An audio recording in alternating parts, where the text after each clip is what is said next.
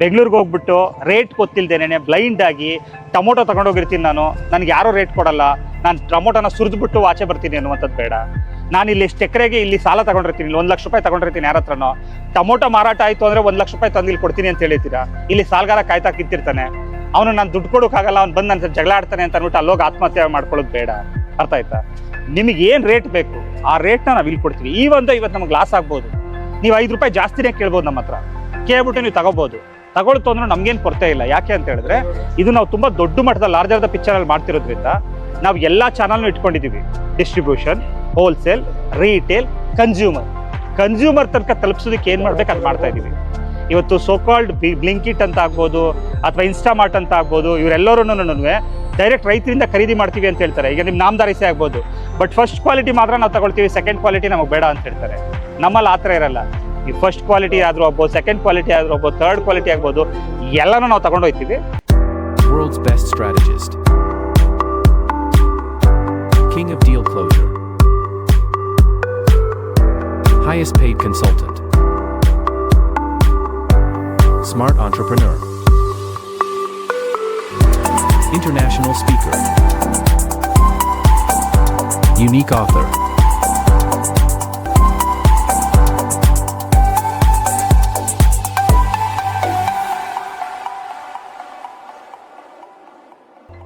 ನಾವು ಒಂದು ಸಂಸ್ಥೆ ಓಪನ್ ಮಾಡಿದ್ದೀವಿ, ಮ್ಯಾಕಿಸ್ ಅಗ್ರಿಸಿಸ್ನೆಟ್ ಪ್ರೊಡ್ಯೂಸರ್ ಕಂಪನಿ ಅಂತ ಅಂದ್ಬಿಟ್ಟು. ಇದು ಬಂದು FPO. ಇದು ಆಮೇಲೆ ಈಗ ರೈತರಿಗೆ ಏನು ಸಮಸ್ಯೆ ಆಗ್ತಿದೆ, ಇಷ್ಟು ವರ್ಷದಿಂದ 70 ವರ್ಷದಿಂದ ಏನು ಸಮಸ್ಯೆ ಆಗ್ತಿದೆ, ರೇಟ್ ಇಲ್ಲ ಅನ್ನುವಂಥದ್ದಾಗ್ಬೋದು, ಬಂಡವಾಳ ಸಿಕ್ಕಲ್ಲ ಅನ್ನುವಂಥದ್ದಾಗ್ಬೋದು, ಸರ್ಕಾರದವ್ರು ಕೊಡುವಂಥ ಬೆನಿಫಿಟ್ಸು ಇನ್ ಟೈಮ್ಗೆ ನಮ್ಮ ಕೈಗೆ ಸಿಕ್ಕಲ್ಲ ಅನ್ನುವಂಥ ಪ್ರಾಬ್ಲಮ್ಸ್ ಇರ್ಬೋದು. ಇದನ್ನೆಲ್ಲ ಗಮನದಲ್ಲಿಟ್ಕೊಂಡು 7 ವರ್ಷ ಇಡೀ ಕರ್ನಾಟಕ R&D ಮಾಡಿ ಒಂದು 38,000 ಹಳ್ಳಿನ ನಾವು ವಿಸಿಟ್ ಮಾಡಿದ್ದೀವಿ. ಅದೆಲ್ಲ ವಿಸಿಟ್ ಮಾಡಿದಾಗ ನಮಗೆ ಗೊತ್ತಾಗಿದೆ ಏನಂದರೆ ಶೇಕಡವಾರು 65% ಆಫ್ ಅಗ್ರಿಕಲ್ಚರ್ ಲ್ಯಾಂಡು ಯೂಸ್ ಮಾಡದೆ ಬಿಟ್ಟಿದ್ದಾರೆ. ಕಾರಣಗಳಿಷ್ಟೇ, ಲೇಬರ್ ಇಲ್ಲ, ಬಂಡವಾಳ ಇಲ್ಲ, ಮಾರ್ಕೆಟ್ ಇಲ್ಲ, ನಮಗೆ ಈ ಥರ ಸಾವಿರಾರು ಕಾರಣಗಳಿದೆ. ಆಯಿತಾ? ಸರ್ಕಾರದವ್ರಿಗೆ ಎಲ್ಲ ಥರದ ಬೆನಿಫಿಟ್ಸ್ ಕೊಡ್ತಿತ್ತು ಅಂದ್ರೂ ಅದು ಅವ್ರಿಗೆ ತಲುಪುವಷ್ಟೊತ್ತಿಗೆ ಅದ್ರ ಟೈಮ್ ಮೀರೋಗ್ತಿದೆ. ಅಂದರೆ ಇನ್ ಟೈಮ್ಗೆ ಬರುವಂಥ ದುಡ್ಡು ಕರೆಕ್ಟಾಗಿ ಬಂತು ಅಂತಂದರೆ ಪ್ರೊಡಕ್ಟಿವಿಟಿನೂ ಹಾಗೆ ಬರ್ತಾ ಹೋಗುತ್ತೆ. ಬಟ್ ಇದನ್ನು ಯಾರೂ ಮಾಡದೇ ಇರೋ ಉದ್ದೇಶದಿಂದ ಅವ್ರೇನು ಮಾಡಿದ್ವಿ, ನೀವೇನು ಮಾಡೋಕ್ಕಾಗ್ತಾ ಇದೆ ಅಂತ ಹೇಳಿದ್ರೆ, ನಿಮ್ಮ ಒಂದು ಜನ್ರೇಷನು ನಿಮ್ಮ ತಾತವರಿದ್ದಾಗ ಅವ್ರದ್ದು ವ್ಯವಸಾಯನೇ ಇದಾಗಿತ್ತು, ಮೈನ್ ಕಸಬಾಗಿತ್ತು. ಅವರ ಮಕ್ಳೇನು ಮಾಡಿದ್ರು ಅಂತಂದರೆ ಅವರು ವ್ಯವಸಾಯ ಮಾಡಿದ್ರು, ಅವ್ರ ಮಕ್ಳೇನು ಮಾಡಿದ್ರು ಅಂದರೆ ಸಿಟಿಗೆ ಕಳ್ಸೋಕ್ಕೆ ಶುರು ಮಾಡಿದ್ರು. ನೀವು ಓದಿ ಚೆನ್ನಾಗಾಗಿ ಒಂದು ಒಳ್ಳೆ ಕೆಲಸ ತಗೊಳ್ಳಿ, ಇದರಲ್ಲಿ ಏನೂ ಸಿಗ್ತಿಲ್ಲ ಅಂತ ಅಂದ್ಬಿಟ್ಟು. ಈಗಿನ ಜನ್ರೇಷನ್ ಏನಾಗಿದೆ, ಎಲ್ಲರೂ ಕೂಡ ಸಿಟಿ ಮೇಲೆ ಡಿಪೆಂಡ್ ಆಗಿದ್ದಾರೆ. ಇಲ್ಲಿ ವ್ಯವಸಾಯ ಮಾಡ್ತಾನೆ ಇಲ್ಲ, ಎಲ್ಲ ಭೂಮಿ ತಚ್ಚು ಬಿದ್ದಿದೆ. ಇವತ್ತು ನಾವು ಶುರು ಮಾಡಿ ಒಂದು 15 ದಿನ ಆಗಿದೆ ಅಷ್ಟೇ ಕ್ಯಾಂಪೇನು. 200 ಎಕರೆ ನಮ್ಮ ಜೊತೆ ಕೊಲಾಬ್ರೇಟ್ ಆಗಿದೆ. 200 ಎಕರೆಗೆ ನೆನ್ನೆ ನಮ್ಮದು ಯೂಟ್ಯೂಬ್ ಚಾನಲೆಲ್ಲ ಅದನ್ನೇ ತೋರಿಸ್ತಾ ಇದ್ದೀವಿ. ಯಾಕೆ ಇದನ್ನೆಲ್ಲ ರೆಕಾರ್ಡ್ ಮಾಡ್ತಿದ್ದೀವಿ ಅಂತಂದರೆ, ಈ ಥರ ನಾವು ಸಾವಿರಾರು ಜನದ ಹತ್ರ ಮಾತಾಡಿದ್ದೀವಿ, ಯಾವುದೂ ಕೂಡ ಡಾಕ್ಯುಮೆಂಟ್ ಆಗಿರಲಿಲ್ಲ. ಇನ್ಮೇಲೆ ಮಾಡುವಂಥದ್ದು ಪ್ರತಿಯೊಂದು ಡಾಕ್ಯುಮೆಂಟ್ ಆಗಲಿ ಅಂದ್ಬಿಟ್ಟು ನಮ್ಮೊಂದು ಯೂಟ್ಯೂಬ್ ಚಾನಲ್ ಮಾಡಿ ಎಲ್ಲನೂ ಆ ಯೂಟ್ಯೂಬ್ ಚಾನಲಲ್ಲಿ ಇಡ್ತಾ ಇದ್ದೀವಿ. ಸೊ ನಮ್ಮದು ಓವರ್ ಆಲ್ ಉದ್ದೇಶ ಏನಪ್ಪ ಅಂತಂದರೆ, ರೈತನಿಗೆ ಬಂಡವಾಳ ತರುವಂಥದ್ದು, ರೈತನಿಗೆ ಒಳ್ಳೆ ಬೆಲೆ, ಅವನು ಮಾಡುವಂಥ ಕೆಲಸಕ್ಕೆ ಇದು ಮಾಡುವಂಥದ್ದು, ಮತ್ತು ರೈತನ ಅಗ್ರಿ ಆಂಟ್ರಪ್ರೆನರ್ ಮಾಡಬೇಕು ಅನ್ನುವಂಥದ್ದು. ನಮ್ಮದು ಒಂದು ದೊಡ್ಡ ಮಿಷನ್ ಇದೆ. 2047ನೇ ಇಸ್ವಿ ಅಂದರೆ 100 ವರ್ಷ ಸ್ವತಂತ್ರ ಬಂದು 100 ವರ್ಷ ಆಗುವಷ್ಟೊತ್ತಿಗೆ ನಮ್ಮ ದೇಶದ ಆರ್ಥಿಕತೆ ಸ್ಥಿತಿಯನ್ನು ನಂಬರ್ 1 ಸ್ಥಾನಕ್ಕೆ ತಗೋಬಹುದು. ಅದಕ್ಕೆ ಕಾರಣಕರ್ತರು ಆಗುವಂಥವ್ರು ಫಾರ್ಮರ್ಸ್ ಅನ್ನುವಂಥದ್ದು ಗೊತ್ತಾಯಿತು. ನಾನೊಂದು ಪುಸ್ತಕ ಬರೆಯೋಕ್ಕೆ ಅಂತ ಶುರು ಮಾಡಿದ್ದೀನಿ, ಟ್ಯಾಕ್ಸ್ ಫ್ರೀ ಇಂಡಿಯನ್ ಮನಿ ಅಂತ ಅಂದ್ಬಿಟ್ಟು. ನಾನು ಇಡೀ ಕರ್ನಾಟಕನ 38,000 ಹಳ್ಳಿ ವಿಸಿಟ್ ಮಾಡಿ ನಾನು ಇದರಿಂದ ಎಷ್ಟು ಆದಾಯ ತರ್ಬೋದು ಅಂತ ಅಂದ್ಬಿಟ್ಟು ಯೋಚನೆ ಮಾಡಿದಾಗ ನನಗೆ ಗೊತ್ತಾಗಿದ್ದು ಲೆಕ್ಕ ಎಷ್ಟಪ್ಪ ಅಂತಂದ್ರೆ, ಒಂದು 17 ಲಕ್ಷ ಕೋಟಿನ ನಾವು ಲಾಭ ತೆಗಿಬೋದು. ಅಂದರೆ ಕರ್ನಾಟಕದ ಬಡ್ಜೆಟೇ 4 ಲಕ್ಷ ಕೋಟಿ. ಅದಕ್ಕೆ 4 ಪಟ್ಟು ಲಾಭ ಬರೀ ರೈತರಿಂದ, ವ್ಯವಸಾಯದಿಂದ ಬರುತ್ತೆ ಅಂತ ಗೊತ್ತಾಯಿತು. ಇದನ್ನು ಹೆಂಗೆ ಮಾಡ್ಬೋದು ಅಂತ ಅಂದ್ಬಿಟ್ಟು 6 ವರ್ಷದಿಂದ ನಾನು R&D ಮಾಡಿ ಒಂದು FPO ಮಾಡಿ, ಅದಕ್ಕೆ ಸಮವಾಗಿ ಇನ್ನೊಂದು public limited company super market ಮಾಡಿದ್ದೀನಿ, ಮ್ಯಾಕಿಸ್ ಪಾಸ್ಮಾರ್ಟ್ ಇಂಡಿಯಾ ಲಿಮಿಟೆಡ್ ಅಂತ ಅಂದ್ಬಿಟ್ಟು. ಸೊ ಇಲ್ಲಿ ಏನು ಬೆಳೆದಿರುತ್ತೆ ಇದನ್ನು ಟಕ್ ಅಂತ ಡೈರೆಕ್ಟಾಗಿ ಆ ಪಾಸ್ಮಾರ್ಟ್ ಖರೀದಿ ಮಾಡುತ್ತೆ. ಖರೀದಿ ಮಾಡಿ ಏನು ಎಕ್ಸಿಸ್ಟಿಂಗ್ ಚಾನಲ್ ಇದೆ, distribution channel, wholesale channel, retail channel ಮತ್ತು ಕನ್ಸ್ಯೂಮರ್ ಅಂತ ಅಂದ್ಬಿಟ್ಟು ಅದೇ ಚಾನಲ್ ಮುಖಾಂತರ ಎಲ್ಲನೂ ತಲುಪಿಸುವಂಥದ್ದು. ಸೊ ಇಲ್ಲಿ ತನಕ ರೇಟ್ ಫಿಕ್ಸ್ ಮಾಡೋರು ಯಾರೋ ಒಬ್ಬರು ದಳ್ಳಾಳಿ ಆಗಿದ್ರು ಅಥವಾ ಯಾರೋ ಒಬ್ಬ ವ್ಯಕ್ತಿ ಆಗಿದ್ದ. ಈಗ ರೇಟ್ ಫಿಕ್ಸ್ ಮಾಡುವಂಥ ರೈತರೇ ಆಗಬೇಕು. ನಾವೇನು ಬೆಳಿತೀವಿ ಅದ್ರ ರೇಟ್ನ ನಿಖರವಾಗಿ ನಾವೇ ಫಿಕ್ಸ್ ಮಾಡಬೇಕು ಅನ್ನುವಂಥ ಒಂದು ಕಾನ್ಸೆಪ್ಟ್ ಇಟ್ಕೊಂಡು ನಾವು ಮಾಡ್ತಾ ಇದ್ದೀವಿ ಸರ್. ಇದು ಭೂಮಿಯಿಂದ ನಾವು ಇಡೀ ಪ್ರಪಂಚಕ್ಕೆ, ಬ್ರಿಟಿಷರು ನಮ್ಮ ಹತ್ರ ಇರುವಂಥದ್ದನ್ನೆಲ್ಲ ಲೂಟ್ ಮಾಡ್ಕೊಂಡು ಹೋದ್ರು, ಆದರೆ ಬಿಟ್ಟೋಗಿದೆ ಏನು ಗೊತ್ತಾ ಭೂಮಿನ. ಈ ಭೂಮಿ ಇಟ್ಕೊಂಡು ನಾವು ಹೇಗೆ ಬೆಳಿಬೋದು, ಏನೇನು ಬೆಳಿಬೋದು ಅಂತ ಅಂದ್ಬಿಟ್ಟು ನಾವು ಒಂದು ಪ್ಲಾನ್ ಮಾಡಿ ಫಸ್ಟು ನಮ್ಮಲ್ಲಿರುವಂಥವ್ರಿಗೆ ಸಫಿಷಿಯೆಂಟ್ ಆಗಿ ಪ್ರಾಡಕ್ಟ್ನ ತಲುಪಿಸಿ, ಮತ್ತು ನ್ಯಾಷನಲ್ ವೈಸು ದೇಶದಲ್ಲಿರುವಂಥವ್ರಿಗೆ ತಲುಪಿಸಿ ಪ್ರಪಂಚದಲ್ಲಿರೋರ್ಗೆ ಏನು ಬೆಳ್ಕೊಡ್ಬೋದು ಅಂತ ಹೇಳುವಂಥದ್ದು. ಈಗ ಫಾರ್ ಎಕ್ಸಾಂಪಲ್ ಆಸ್ಟ್ರೇಲಿಯಾಗೆ ದಾಳಿಂಬೆ ತುಂಬ ಅವಶ್ಯಕತೆ ಇದೆ. ಅವ್ರು ಅದು ದಾಳಿಂಬೆ ತಿನ್ನಲಿಲ್ಲ ಅಂತಂದ್ರೆ ಅವ್ರಿಗೆ ತುಂಬ ಅವ್ರ ಮುಖ ತೊಂತರ ಆಗ್ಬಿಟ್ಟು ಅದು ಅವ್ರ ಕೈಲಿ ಬಿಸಿಲಿಗೆ ಮುಖ ಕೊಡೋಕ್ಕಾಗಲ್ಲ. ಸೊ ದಾಳಿಂಬೆ ಅಷ್ಟೊಂದು ಡಿಮ್ಯಾಂಡ್ ಆಗಿರೋದ್ರಿಂದ ಏನು ಮಾಡ್ತಿದ್ದೀವಿ ಅಂತ ಆಸ್ಟ್ರೇಲಿಯಾಗೆ ದಾಳಿಂಬೆ ಸಪ್ಲೈ ಮಾಡುವಂಥದ್ದು. ಅದೇ ಥರ ಎಷ್ಟೋ ಕಂಟ್ರಿಗಳಿಗೆ ಸೊಪ್ಪು ಬೇಕಾಗಿದೆ, ಎಷ್ಟೋ ಕಂಟ್ರಿಗಳಿಗೆ ದವಸ ಧಾನ್ಯ ಬೇಕಾಗಿದೆ. ಸೊ ಇದನ್ನೆಲ್ಲ ಅವ್ರ ಕಂಟ್ರಿಗೆ ನಾವು ಇಲ್ಲಿಂದ ಪ್ರೊಡ್ಯೂಸ್ ಮಾಡಿ ಅಲ್ಲಿ ಕಳಿಸ್ಕೊಡ್ತು ಅಂದರೆ ಅಲ್ಲಿ ಕರೆನ್ಸಿ ಏನಾಗುತ್ತೆ, ಇಂಡಿಯಾಗೆ ಬರೋಕ್ಕೆ ಶುರುವಾಗುತ್ತೆ. ಆವಾಗ ಸರಿಸುಮಾರು ಇನ್ನೊಂದು 5 ವರ್ಷ ಅಥವಾ 10 ವರ್ಷದಷ್ಟೊತ್ತಿಗೆ ನಮ್ಮ ಭಾರತ ದೇಶನೂ ನಂಬರ್ 1 ರಾಷ್ಟ್ರ ಆಗುತ್ತೆ. ಮತ್ತು ನಾವು ಯಾಕೆ FPO ಮಾಡಿದ್ದೀವಿ, ಯಾಕೆ super market public limited company ಮಾಡಿದ್ದೀವಿ ಅಂದರೆ ಇದು ನನ್ನ ಮನೆ ಸೊತ್ತಾಗಬಾರ್ದು. ದೇವರ ದಯದಿಂದ ನಾವೀಗ ಚೆನ್ನಾಗಿದ್ದೀವಿ ನಾವಿವಾಗ. ಬಟ್ ನಾವೊಬ್ಬರು ಚೆನ್ನಾಗಿದ್ರೆ ಸಾಕಾಗಲ್ಲ. ನನಗೀಗ 42 ವರ್ಷ, ಓಕೆ, 2047 ಅಂದರೆ ನನಗೊಂದು 65 ವರ್ಷ ಆಗಿರುತ್ತೆ. ಅಷ್ಟರೊಳಗಡೆ ನಾವು ಏನು ಮಾಡೋಕ್ಕಾಗ್ಬೋದು ಅಂತ ಅಂದ್ಬಿಟ್ಟು ನಾವು ಈ ಯುವಜನಕರಿಗೆ ಇದು ಮಾಡ್ತಾ ಇದ್ದೀವಿ. ಸೊ ನಮ್ಮ ಮೊದಲನೇ ಉದ್ದೇಶ ಕರ್ನಾಟಕನ ನಾವು 6 ಭಾಗವಾಗಿ ಮಾಡಿದ್ದೀವಿ, 6 ಝೋನ್ಸ್ ಆಗಿ. Gulbarga zone, Belagavi zone, Ballari zone, Bengaluru zone ಮತ್ತು ಮೈಸೂರು ಝೋನು, ಮಂಗಳೂರು ಝೋನ್ ಅಂತ ಮಾಡಿದ್ದೀವಿ. ಸೊ ಇದು ಚನ್ನಪಟ್ಟಣ ಬಂದು ಬೆಂಗಳೂರು ಝೋನ್ಗೆ ಅಂತ ಬರುತ್ತೆ. ಸೊ ಎಲ್ಲ ಝೋನ್ ಅಂಡರಲ್ಲೂ 5 ಡಿಸ್ಟಿಕ್ ಇರುತ್ತೆ. ಆ ಡಿಸ್ಟಿಕ್ ಕೆಳಗಡೆ ತಾಲೂಕ್ಸು, ತಾಲೂಕು ಕೆಳಗಡೆ ಹೋಬಳಿ, ಹೋಬಳಿ ಕೆಳಗಡೆ ಪಂಚಾಯತಿ, ಪಂಚಾಯತಿ ಕೆಳಗಡೆ ಹಳ್ಳಿ. ಸೊ ಈ ಥರ ನಾವು ಕ್ಯಾಲ್ಕುಲೇಟ್ ಮಾಡಿ 38,000 ಜನಕ್ಕೆ ಎಂಪ್ಲಾಯ್ಮೆಂಟ್ ಕೊಡಬೇಕು ಅಂದ್ಕೊಂಡಿದ್ದೀವಿ, ಲೋಕಲ್ ಎಂಪ್ಲಾಯ್ಮೆಂಟು. ಅವ್ರ ಉದ್ದೇಶ ಏನಪ್ಪ ಅಂತ ಹೇಳ್ತಂದ್ರೆ ಆ 1,000 ಮನೆಗೆ ಒಂದು ಹಳ್ಳಿ ಅಂತ ನಾವು ಟ್ರೀಟ್ ಮಾಡಿಕೊಂಡು ಇಲ್ಲಿರುವಂಥ ಲೋಕಲ್ ಹೆಡ್ಡೆ ಒಬ್ಬ ಏನು ಮಾಡ್ತಾನೆ ಅಂದರೆ ಆ ರೈತರ ಸಮಸ್ಯೆ ಏನು, ಎಷ್ಟು ಭೂಮಿ ಏನಾಗಿದೆ, ಏನೇನ ಬೆಳಿಬೋದು, ಇದ್ರ ಮಾಹಿತಿನ ತಗೊಳ್ಳುವಂಥದ್ದು ಒಂದು. ಎರಡನೇದು ಅವ್ನು ಬೆಳೆದಂಥದ್ದನ್ನ ನೇರ ಮಾರುಕಟ್ಟೆ ಮಾಡಿ ನೆಕ್ಸ್ಟ್ ಲೆವೆಲ್ ಕಳಿಸುವಂಥದ್ದು, ಅಂದರೆ ಪಂಚಾಯತಿ ಲೆವೆಲ್ ಕಳಿಸುವಂಥದ್ದು. ಸೊ ಈ ಥರ ಹೈರಾರ್ಕಿ ಮಾಡಿ ಒಂದು ಆರ್ಗನೋಗ್ರಾಮ್ನು ರೆಡಿ ಮಾಡಿದ್ದೀವಿ. ಬೇಸ್ ಎಂಪ್ಲಾಯೀಸು, ಪಂಚಾಯತಿಗಳಲ್ಲಿ ಟೀಮ್ ಲೀಡರ್ಸು, ಅವ್ರ ಮೇಲ್ಗಡೆ ಅಸಿಸ್ಟೆಂಟ್ ಮ್ಯಾನೇಜರ್ಸು, ಅವ್ರ ಮೇಲ್ಗಡೆ ಮ್ಯಾನೇಜರ್ಸು, ಅವ್ರ ಮೇಲ್ಗಡೆ ಸೀನಿಯರ್ ಮ್ಯಾನೇಜರ್ಸು ಮತ್ತು VP ಮತ್ತು ಒಂದು ಸ್ಟೇಟ್ ಝೋನ್ ಅಂತ ಮಾಡ್ಕೊಂಡಿದ್ದೀವಿ. ಇದ್ರ ಉದ್ದೇಶ ಏನಪ್ಪ ಅಂತ ಹೇಳ್ತು ಅಂತಂದರೆ, 1 ಎಂಪ್ಲಾಯ್ಮೆಂಟ್ ಕ್ರಿಯೇಟ್ ಮಾಡುವಂಥದ್ದು, 2 ಸಪ್ಲೈ ಚೈನ್ ಲಿಂಕ್ನ ಕರೆಕ್ಟಾಗಿ ಮಾಡುವಂಥದ್ದು, 3 ಇಲ್ಲಿ ವೇಸ್ಟಾಗಿ ಬಿದ್ದಿರುವಂಥ ಭೂಮಿಗಳನ್ನೆಲ್ಲ ಏನೇನು ಬೆಳಿಬೋದು ಅದನ್ನು ಬೆಳೆಯುವಂಥದ್ದು. ಇದಕ್ಕೆ ನಾವು ರೈತರಿಗೆ ಆಫರ್ ಮಾಡ್ತಿರುವಂಥದ್ದು 3 ಆಫರ್ನ ಕೊಡ್ತಾ ಇದ್ದೀವಿ. ಯಾರೇ ಜಮೀನು ಇಟ್ಟಿರಲಿ, ಅದು ಮರುಭೂಮಿ ಆಗಿರಲಿ, ಅದು ಏನು ಬೆಳೀತಿಲ್ಲ ಅನ್ನೋದಿರಲಿ, ಅಥವಾ ನಮ್ಮ ಹತ್ರ ಜಮೀನಿದೆ ಸರ್ ನಮ್ಗೆ ಏನು ಮಾಡಬೇಕು ಅಂತ ಗೊತ್ತಿಲ್ಲ ಅನ್ನೋದಿರಲಿ, ಅಥವಾ ನನಗೆ ಹೈನುಗಾರಿಕೆ ಮಾಡೋಕ್ಕೆ ಗೊತ್ತು, ನನಗೆ ಕುರಿ ಸಾಕಾಣಿಕೆ ಮಾಡೋಕ್ಕೆ ಗೊತ್ತು, ನನಗೆ ಪೌಲ್ಟ್ರಿ ಮಾಡೋಕ್ಕೆ ಗೊತ್ತು, ನಾನು ನೀರು ಕೃಷಿ ಮಾಡೋದಕ್ಕೆ ನನಗೆ ಗೊತ್ತು, ಯಾರ್ಯಾರು ಏನಂತ ಟ್ಯಾಲೆಂಟ್ ಇದೆಯೋ ಅದ್ರ ಬೇಸ್ ಮೇಲೇ ನಾವೇನು ಮಾಡಬೇಕು ಅಂದ್ಕೊಂಡಿದ್ದೀವಿ ಅಂತಂದರೆ ಅದಕ್ಕೆ ಅವ್ಯವಸ್ಥಿತವಾದಂಥ ಒಂದು ಪ್ಲ್ಯಾಟ್ಫಾರ್ಮ್ನ ಕ್ರಿಯೇಟ್ ಮಾಡಬೇಕು ಅಂತಿದ್ದೀವಿ. ಇವಾಗ ನಾವು ಸರ್ ಹತ್ರ ಬಂದು ಮಾತಾಡ್ದು, ಅವ್ರದ್ದು ಇವಾಗ 2 ಎಕರೆ ಜಮೀನಿದೆ ಅಂತ ಹೇಳಿದ್ರು. ನಮ್ಗೆ ಇವಾಗ ತುಳಸಿ ತುಂಬ ಡಿಮ್ಯಾಂಡ್ ಇದೆ. ಸೊ ತುಳಸಿನ ನಾವು ಹೇಗೆ ತಗೊಂಡೋಗಿ ಸಪ್ಲೈ ಮಾಡ್ಬೋದು ಅಂತ ಅಂದ್ಬಿಟ್ಟು ನಾವು ಅವ್ರ ಹತ್ರ ಮಾತಾಡ್ದು. ಅವ್ರು ಇವಾಗ ಆಲ್ರೆಡಿ ನಾಮದಾರಿಸ್ಗೂ ಎಲ್ಲಿಗೋ ಬೇಬಿ ಕಾರ್ನ ಕೊಡ್ತಾ ಇದ್ದಾರೆ ಅಂತ ಅಂದ್ಬಿಟ್ಟು ಹೇಳಿದ್ರು. ಅವರು 11 ರೂಪಾಯಿ ಫಿಕ್ಸ್ ಮಾಡ್ಕೊಂಡಿದ್ದಾರೆ, ಅದೇ ರೇಟ್ ಬರ್ತಾರೆ, ಆ ರೇಟ್ ನಮ್ಗೆ ಯಾರಿಗೂ ವರ್ಕೌಟ್ ಆಗ್ತಿಲ್ಲ ಅಂತ ಹೇಳ್ತಿದ್ದಾರೆ. ಸೊ ನಾವೇನು ಮಾಡ್ತಿದ್ದೀವಿ ಅಂದರೆ, ನಾನು ನಾಮದಾರಿಸ್ ಎಗೇನ್ಸ್ಟಾಗಿ ಮಾತಾಡ್ತಿಲ್ಲ, ಆದರೆ ರೈತನಿಗೆ ಖರ್ಚು ಎಷ್ಟಾಗುತ್ತೆ, ಆ ಖರ್ಚಿಂದ ಅವನಿಗೆ ಎಷ್ಟು ಲಾಭ ಬೇಕಾಗುತ್ತೆ, ಅದ್ರ ಮೇಲೆ ಒಂದು ರೇಟ್ ಫಿಕ್ಸ್ ಮಾಡಿ ತಗೊಂಡೋಗೋಣ ಅಂತ. ಅಂದರೆ ಈಗ ಫಾರ್ ಎಕ್ಸಾಂಪಲ್ ಅದನ್ನು ಬೆಳೆಯೋಕ್ಕೆ, ಬೇಬಿಕಾನ್ ಬೆಳೆಯೋದಕ್ಕೆ ನಮಗೀಗ 1 ಲಕ್ಷ ಖರ್ಚಾಗ್ತಿದೆ ಅಂತ ಅನ್ಕೊಳ್ಳೋಣ. 1 ಲಕ್ಷಕ್ಕೆ ಅವ್ನು ಬೆಳೆಯೋದಕ್ಕೆ 3 ತಿಂಗಳಲ್ಲಿ ಬೆಳೀತಾನೆ ಅಂತ ಹೇಳ್ತು ಅಂದರೆ ಅವ್ನಿಗೊಂದು 30,000 40,000 20% 30% ಪ್ರಾಫಿಟ್ ಅವ್ನಿಗೆ ಸಿಕ್ತು ಅಂತ ಅಂದರೆ ಅವ್ನು ಹಾಕಿರೋ ಬಂಡವಾಳಕ್ಕೂ ಕೂಡ ಬೆಲೆ ಸಿಕ್ದಂಗೆ ಆಗುತ್ತೆ. ಬಟ್ ಅವ್ನು ಏನೂ ಸಿಕ್ತೇನೆ 1 ಲಕ್ಷ ಖರ್ಚು ಮಾಡಿ 70,000 ರೂಪಾಯಿ ಕೊಡಬೇಕು ಅಂತಂದರೆ ಅವ್ನು ಹೆಂಗೆ ಬದುಕೋಕ್ಕೆ ಸಾಧ್ಯ? ಅವನಿಗೂ ಒಂದು ಮನೆ ಇದೆ, ಅವನಿಗೂ ಒಂದು ಫ್ಯಾಮಿಲಿ ಇದೆ. ಸೊ ಇದನ್ನೆಲ್ಲ ಗಮನದಲ್ಲಿ ಇಟ್ಕೊಂಡು ನಾವೇನು ಮಾಡಿದ್ದೀವಿ ಅಂದರೆ 3 ಮಾಡೆಲ್ನ ರೆಡಿ ಮಾಡಿದ್ದೀವಿ. ಮೊದಲನೇ ಮಾಡೆಲ್ ಏನಪ್ಪ ಅಂತಂದರೆ, ಅವ್ರ ಹತ್ರ ಇರುವಂಥ ಜಮೀನನ್ನ ಅವರು ನಮ್ಮ ಸಂಸ್ಥೆಗೆ, ಅಂದರೆ ನಮ್ಮ ಸಂಸ್ಥೆ ಅಂತಂದರೆ ಇದು ಪಬ್ಲಿಕ್ ಲಿಮಿಟೆಡ್ ಕಂಪ್ನಿ ಮಾಡಿರೋದ್ರಿಂದ ಯಾರು ಬೇಕಾದರೂ ಶೇರ್ ಹೋಲ್ಡರ್ ಆಗ್ಬೋದು ಈ ಕಂಪ್ನಿಗೆ. ನಿಮಗೆ ಗೊತ್ತಲ್ಲ FPO ಅಂತೆಲ್ಲ ಕೇಳಿದ್ದೀರಲ್ವ ನೀವು? FPO ಕೇಳಿದ್ದೀರಲ್ಲ? FPO ಬಗ್ಗೆ ಮಾಹಿತಿ ಇದೆಯಾ ನಿಮಗೆ? ಫಾರ್ಮರ್ ಪ್ರೊಡ್ಯೂಸರ್ ಕಂಪ್ನಿ ಅಂತ ಅಂದ್ಬಿಟ್ಟು FPO ಅಂತಂದರೆ ಫಾರ್ಮರ್ ಪ್ರೊಡ್ಯೂಸರ್ ಕಂಪ್ನಿ ಅಂತ. ಇದೊಂದು ರೈತ ಉತ್ಪಾದಕರ ಕಂಪನಿ ಅಂತಾನೆ ಮಾಡಿದ್ದಾರೆ, ಈಗಲೂ ಮಾಡ್ತಾ ಇದ್ದಾರೆ. ಆಯ್ತಾ? ಅದೇನು ಬೆನಿಫಿಟ್ ಅಂತ ಹೇಳ್ತೀನಿ ಕೇಳಿಸ್ಕೊಳ್ಳಿ. FPO ಅಂತ ಹೇಳ್ತಾರೆ ಫಾರ್ಮರ್ ಪ್ರೊಡ್ಯೂಸರ್ ಆರ್ಗನೈಸೇಷನ್ ಅಂತ ಅಂದ್ಬಿಟ್ಟು. ಅದ್ರ ಮುಖಾಂತರ ಈ ಕಂಪ್ನಿಗಳಿಗೆ ಶೇರ್ ತಗೊಂಡಾಗೆ ಅದರಲ್ಲಿ ಶೇರ್ಸ್ ಅಂತ ಬರ್ತಾ ಹೋಗುತ್ತೆ. ಇದೇನಂತ ಹೇಳಿದ್ರೆ, ಈಗ ಈ ಸಂಸ್ಥೆನಲ್ಲಿ 1000 ಜನ ಇರ್ತಾರೆ ಅಂತ ಅನ್ಕೊಳ್ಳಿ, ಇವರೆಲ್ಲ ಶೇರ್ ಹೋಲ್ಡರ್ ಆಗಿತ್ತು ಅಂತಂದರೆ ಈ ಸಂಸ್ಥೆಯಿಂದ ನಾವು ತರುವಂಥ ಮೆಟೀರಿಯಲ್ಗಳನ್ನೆಲ್ಲನೂ ಬೇರೆ ಶೇರ್ ಹೋಲ್ಡರ್ ಆಗದೇ ಇರೋರಿಗೆಲ್ಲ ಮಾರಾಟ ಮಾಡಿದಾಗ ಅದರಲ್ಲಿ ಬರುವಂಥ ಆದಾಯದಿಂದ ಶೇರ್ ಹೋಲ್ಡರ್ಗೆಲ್ಲ ಡಿವಿಡೆಂಡ್ ಕೊಡಬೇಕು ಅನ್ನುವಂಥದ್ದು. ಆ ದುಡ್ಡನ್ನ ಇಟ್ಕೊಂಡು ಟೆಕ್ನಾಲಜಿಗಳನ್ನ ತರಬೇಕು ಅನ್ನುವಂಥದ್ದು, ಅತ್ಯಾಧುನಿಕ ಇದನ್ನು ತರುವಂಥದ್ದು, ಸೀಡ್ಸ್ನೆಲ್ಲ ಕಡಿಮೆ ರೇಟಲ್ಲಿ ತರುವಂಥದ್ದು, ರಸಗೊಬ್ಬರನ ಕಡಿಮೆ ರೇಟಲ್ಲಿ ತರಬೇಕು ಅಂತ ಅಂದ್ಬಿಟ್ಟು ಅವ್ರು ಮಾಡಿದ್ದದ್ದು. ಅದನ್ನೇ ನಾವೀಗ ಲಾರ್ಜರ್ ಸ್ಕೇಲಲ್ಲಿ ಮಾಡ್ತಾ ಇದ್ದೀವಿ. ನಾವೇನು ಮಾಡ್ತಿದ್ದೀವಿ ಅಂದರೆ, ಈಗ ನೀವು ರೆಗ್ಯುಲರಾಗಿ ಎಲ್ಲರಿಗೂ ಸೀಡ್ಸ್ನ ಇಟ್ಕೊಡ್ತಿದ್ದೀರಲ್ಲ, ಏನದು ಸೀಡ್ಸ್ನ ತರೋದಕ್ಕೆ ಅಂತ ಹೋಗ್ತಿದ್ದೀರಾ, ಗೊಬ್ಬರ ತರೋದಕ್ಕೆ ಅಂತ ಹೋಗ್ತಿದ್ದೀರಾ, ಅಥವಾ ಇನ್ನೊಂದು ಏನಕ್ಕೋ ತರೋದಕ್ಕೆ ಅಂತ ಹೋಗ್ತಾ ಇದ್ದೀರಾ. ಇದನ್ನೆಲ್ಲನೂ ನಾವು ನಮ್ಮ ಸಂಸ್ಥೆಯಿಂದ ನಾವೇ ನಿಂತ್ಕೊಂಡು ಇನ್ವೆಸ್ಟ್ಮೆಂಟ್ ಮಾಡಬೇಕು ಅಂತ ಪ್ಲ್ಯಾನ್ ಮಾಡಿದ್ದೀವಿ.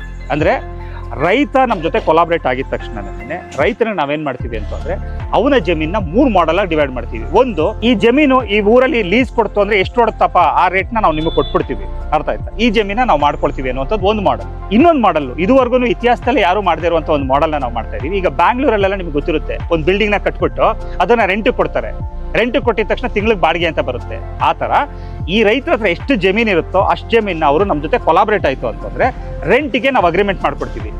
ಆ ಭೂಮಿ ಎಷ್ಟು ಬೆಲೆ ಬಾಳ್ತಿರುತ್ತೆ, ಲೀಸ್ ಕೊಟ್ಟಾಗ 5 ಲಕ್ಷ ಬೆಲೆ ಬಾಳ್ತಿತ್ತು ಅಂದ್ರೆ ಅದಕ್ಕೆ 2% ಅಂದ್ರೆ 10,000 ರೂಪಾಯಿ ಆ ಭೂಮಿಗೆ ರೆಂಟ್ ಅಂತ ಫಿಕ್ಸ್ ಮಾಡ್ತೀವಿ. ಅದು ಪ್ರತಿ ತಿಂಗಳು ಅವನಿಗೆ ರೆಂಟ್ ಹೋಗ್ತಾ ಇರುತ್ತೆ. ಅಂದ್ರೆ ತಾನು ಭೂಮಿ ಒಡೆಯ ಆಗಿರೋದ್ರಿಂದ ಅವನಿಗೆ ಮೊದಲನೇ ರೆಂಟಲ್ ಇನ್ಕಮ್ ಬರೋಕ್ ಶುರು ಮಾಡ್ತೀವಿ. ಆಮೇಲೆ ಅದ್ರಲ್ಲಿ ನಾವು ಬೆಳಿತೀವಿ, ಬೆಳೆದ್ಬಿಟ್ಟು ಅದನ್ನ ನಾವು ಮಾರಾಟ ಮಾಡ್ತೀವಿ. 3ನೇ ವಿಚಾರ ಏನಪ್ಪಾ ಅಂತಂದ್ರೆ ಕೊಲಾಬ್ರೇಷನ್ ಮಾಡಲು. ಇಲ್ಲಿ ದುಡ್ಡಿನ ವ್ಯವಹಾರ ಏನೂ ಇರಲ್ಲ.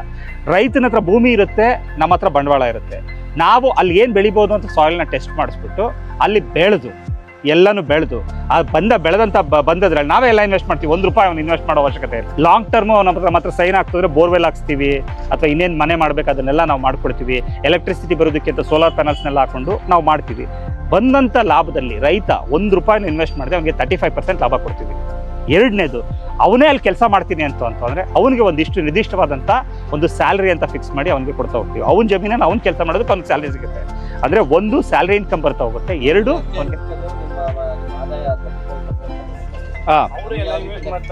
ಇನ್ವೆಸ್ಟ್ ನಾನೇ ಮಾಡ್ತೀನಿ. ಆಡಿಟ್